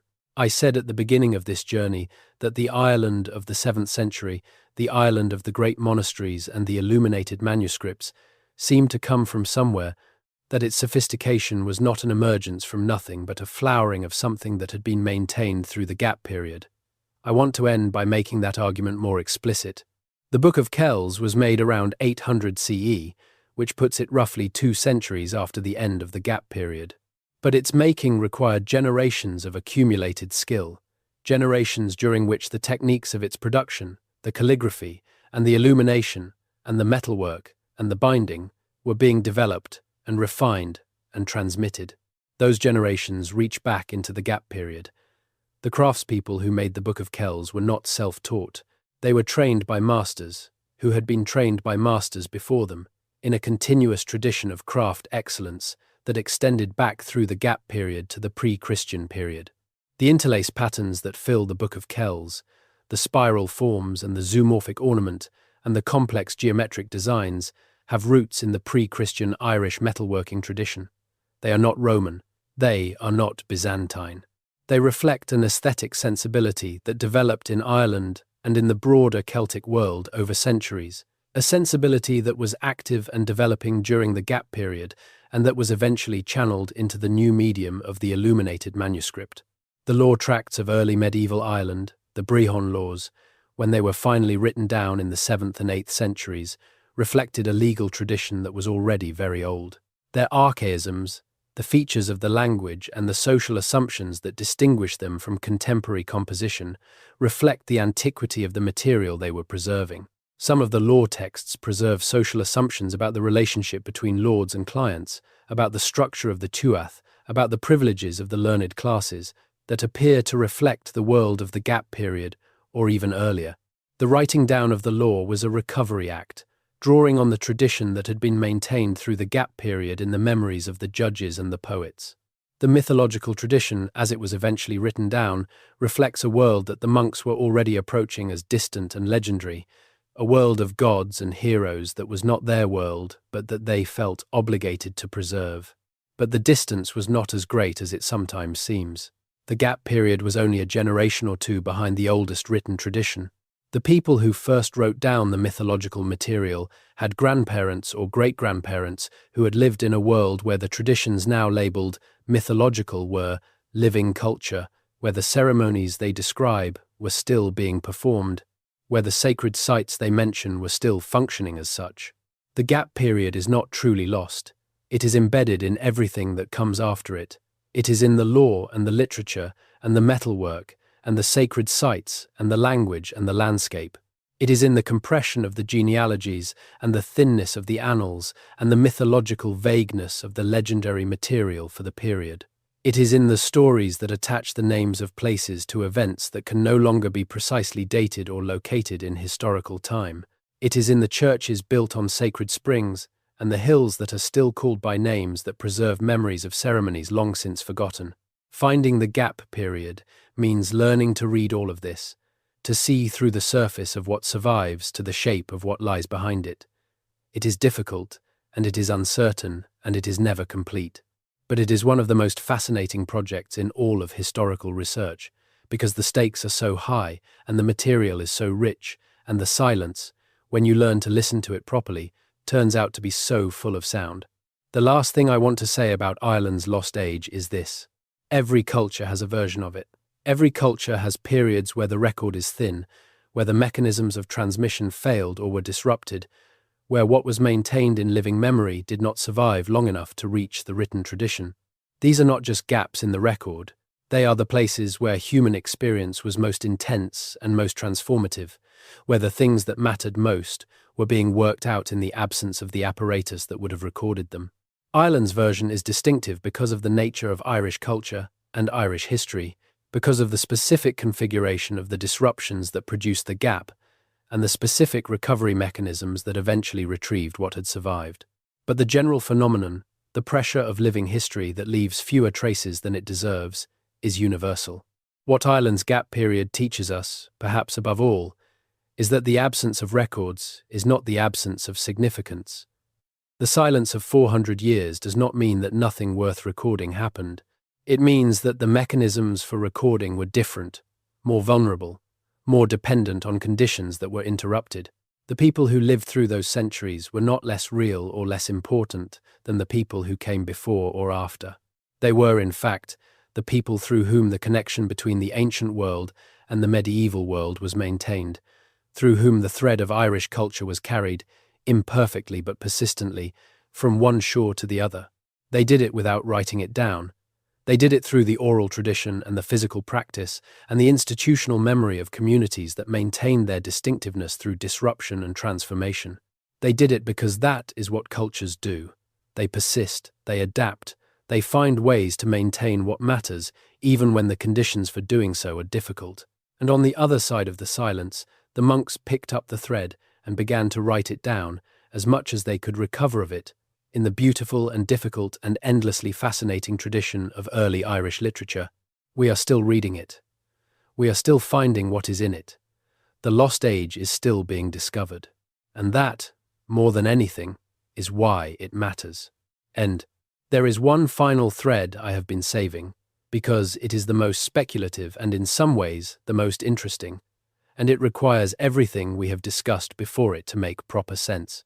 The question is this: did the Irish, during the gap period, know that they were living through something unusual? Did they have a sense, however inarticulate, that the world they were living in was a world of transition, that what had been was giving way to what would be, that the ancient patterns of their civilization were under pressure in ways that had no precedent in living memory? We cannot answer this with certainty. But there are hints in the tradition that suggest something like this awareness was present. The Irish mythological tradition has a strong sense of endings, of the world that was before the current world, of the divine races who once held the island, and who now inhabit its underground spaces in a reduced and somewhat melancholy condition. The Tuatha De Danann, defeated by the Milesians and retreating into the Cid, are not simply characters in a mythology. They carry an emotional weight, a quality of nostalgia for something that was greater and that is now diminished, that suggests they were functioning during the gap period as a way of processing the sense that the old world was receding. The tradition of the Ectri, the adventures to the other world, preserves stories of heroes who enter the Cid and encounter a world of greater beauty and abundance than the human world, a world where time moves differently and where the rules of ordinary life do not apply. These stories are not simple escapist fantasy. They are explorations of the relationship between the world as it is and the world as it might be or might once have been, and they carry an undertone of longing that speaks to a community that felt itself to be living in a diminished present. During the gap period, as the old ritual life was slowly being displaced by the new Christian framework, as the sacred sites were being reclaimed and reinterpreted, as the specialists of the old tradition were losing their authority to the new specialists of the monastic tradition, this sense of a world receding must have been acute for at least some members of the community. The Philid, who were maintaining the old tradition while Christianity advanced around them, must have felt something of this. The communities associated with the old sacred sites must have felt it as those sites were incorporated into a new religious geography. That feeling, however inarticulate, and however processed through the available cultural forms, left a trace in the tradition. It is visible in the quality of elegy that marks so much of early Irish literature, in the sense of loss and beauty and the passing of things that runs through the poetry and the mythology and the narrative literature. Early Irish poetry about nature, and there is extraordinary nature poetry in the tradition, some of it among the finest in any language, has a quality of acute attention, of celebration and mourning combined, of knowing that what is seen and felt is precious and impermanent, that speaks to a culture that had learned the hard way about impermanence. The gap period taught Ireland about impermanence, about the fragility of what seems permanent, about the way that what has been can be lost, and about the value of what has been preserved. That lesson is embedded in the culture that emerged from the gap period, in the obsessive concern with preservation that marks early Irish monastic culture, in the extraordinary care with which the monks copied and compiled and organized the materials that had survived, and in the beauty with which they did it. The Book of Kells is not just a religious document. It is a statement about the value of what is being preserved, about the worth of the tradition that the monks were maintaining, about the belief that what has been entrusted to them deserves the most perfect care that human hands can provide. That belief was born in the experience of the gap period, in the knowledge of what could be lost and what it cost to lose it. The light enters the chamber at Newgrange every year, and we are still, all of us, learning to see what it illuminates. Slán agus beannacht, farewell and blessing. Before we truly close this journey, there is something worth sitting with for a moment in the quiet, something that the gap period keeps insisting on in every fragment of evidence it leaves us. The human impulse to make meaning does not stop during hard times, it intensifies. When the normal structures of life are disrupted, when the certainties that ordinarily anchor daily existence become uncertain, people turn toward meaning-making with greater urgency, not less. The ceremonies that were conducted at the sacred sites of Ireland during the 6th century catastrophe, during the years of volcanic winter and failed crops and epidemic disease, were not abandoned because conditions were bad.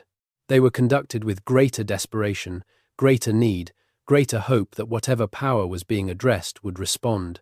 We see this pattern everywhere in human history. Plague produces religious intensity, not religious abandonment. Famine produces ceremony, not the suspension of ceremony.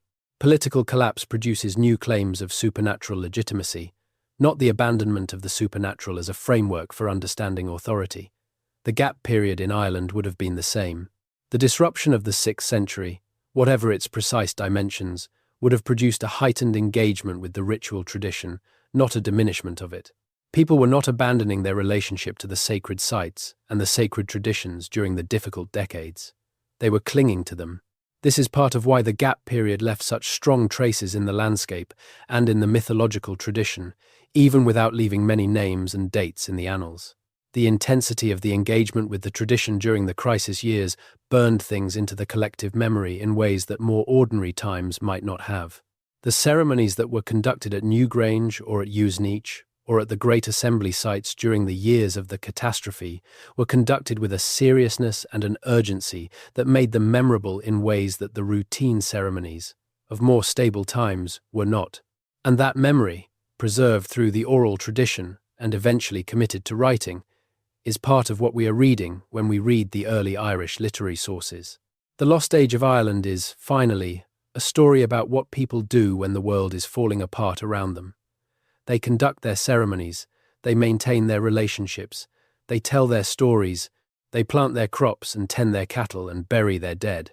They keep going, and sometimes, in ways they cannot fully foresee, what they maintain through the hard years turns out to be exactly what the world needs when the hard years are over. This is the last gift of the gap period, the reminder that continuity is not passive, that the maintenance of a tradition through difficult times is itself an active achievement, a choice made again and again by individuals who might have chosen otherwise, who might have given up or forgotten or moved away from what had been entrusted to them. The people of Ireland's gap period made that choice. They kept the thread, and 4 centuries of silence eventually opened into one of the most extraordinary cultural flowerings in the history of the world. That is worth knowing. That is worth remembering. That is worth telling, to anyone who will listen, as the night deepens and the fire dies to embers and the stars wheel slowly overhead in the same ancient patterns that the people of the gap period watched and named and wove into the stories they told each other in the dark. Good night.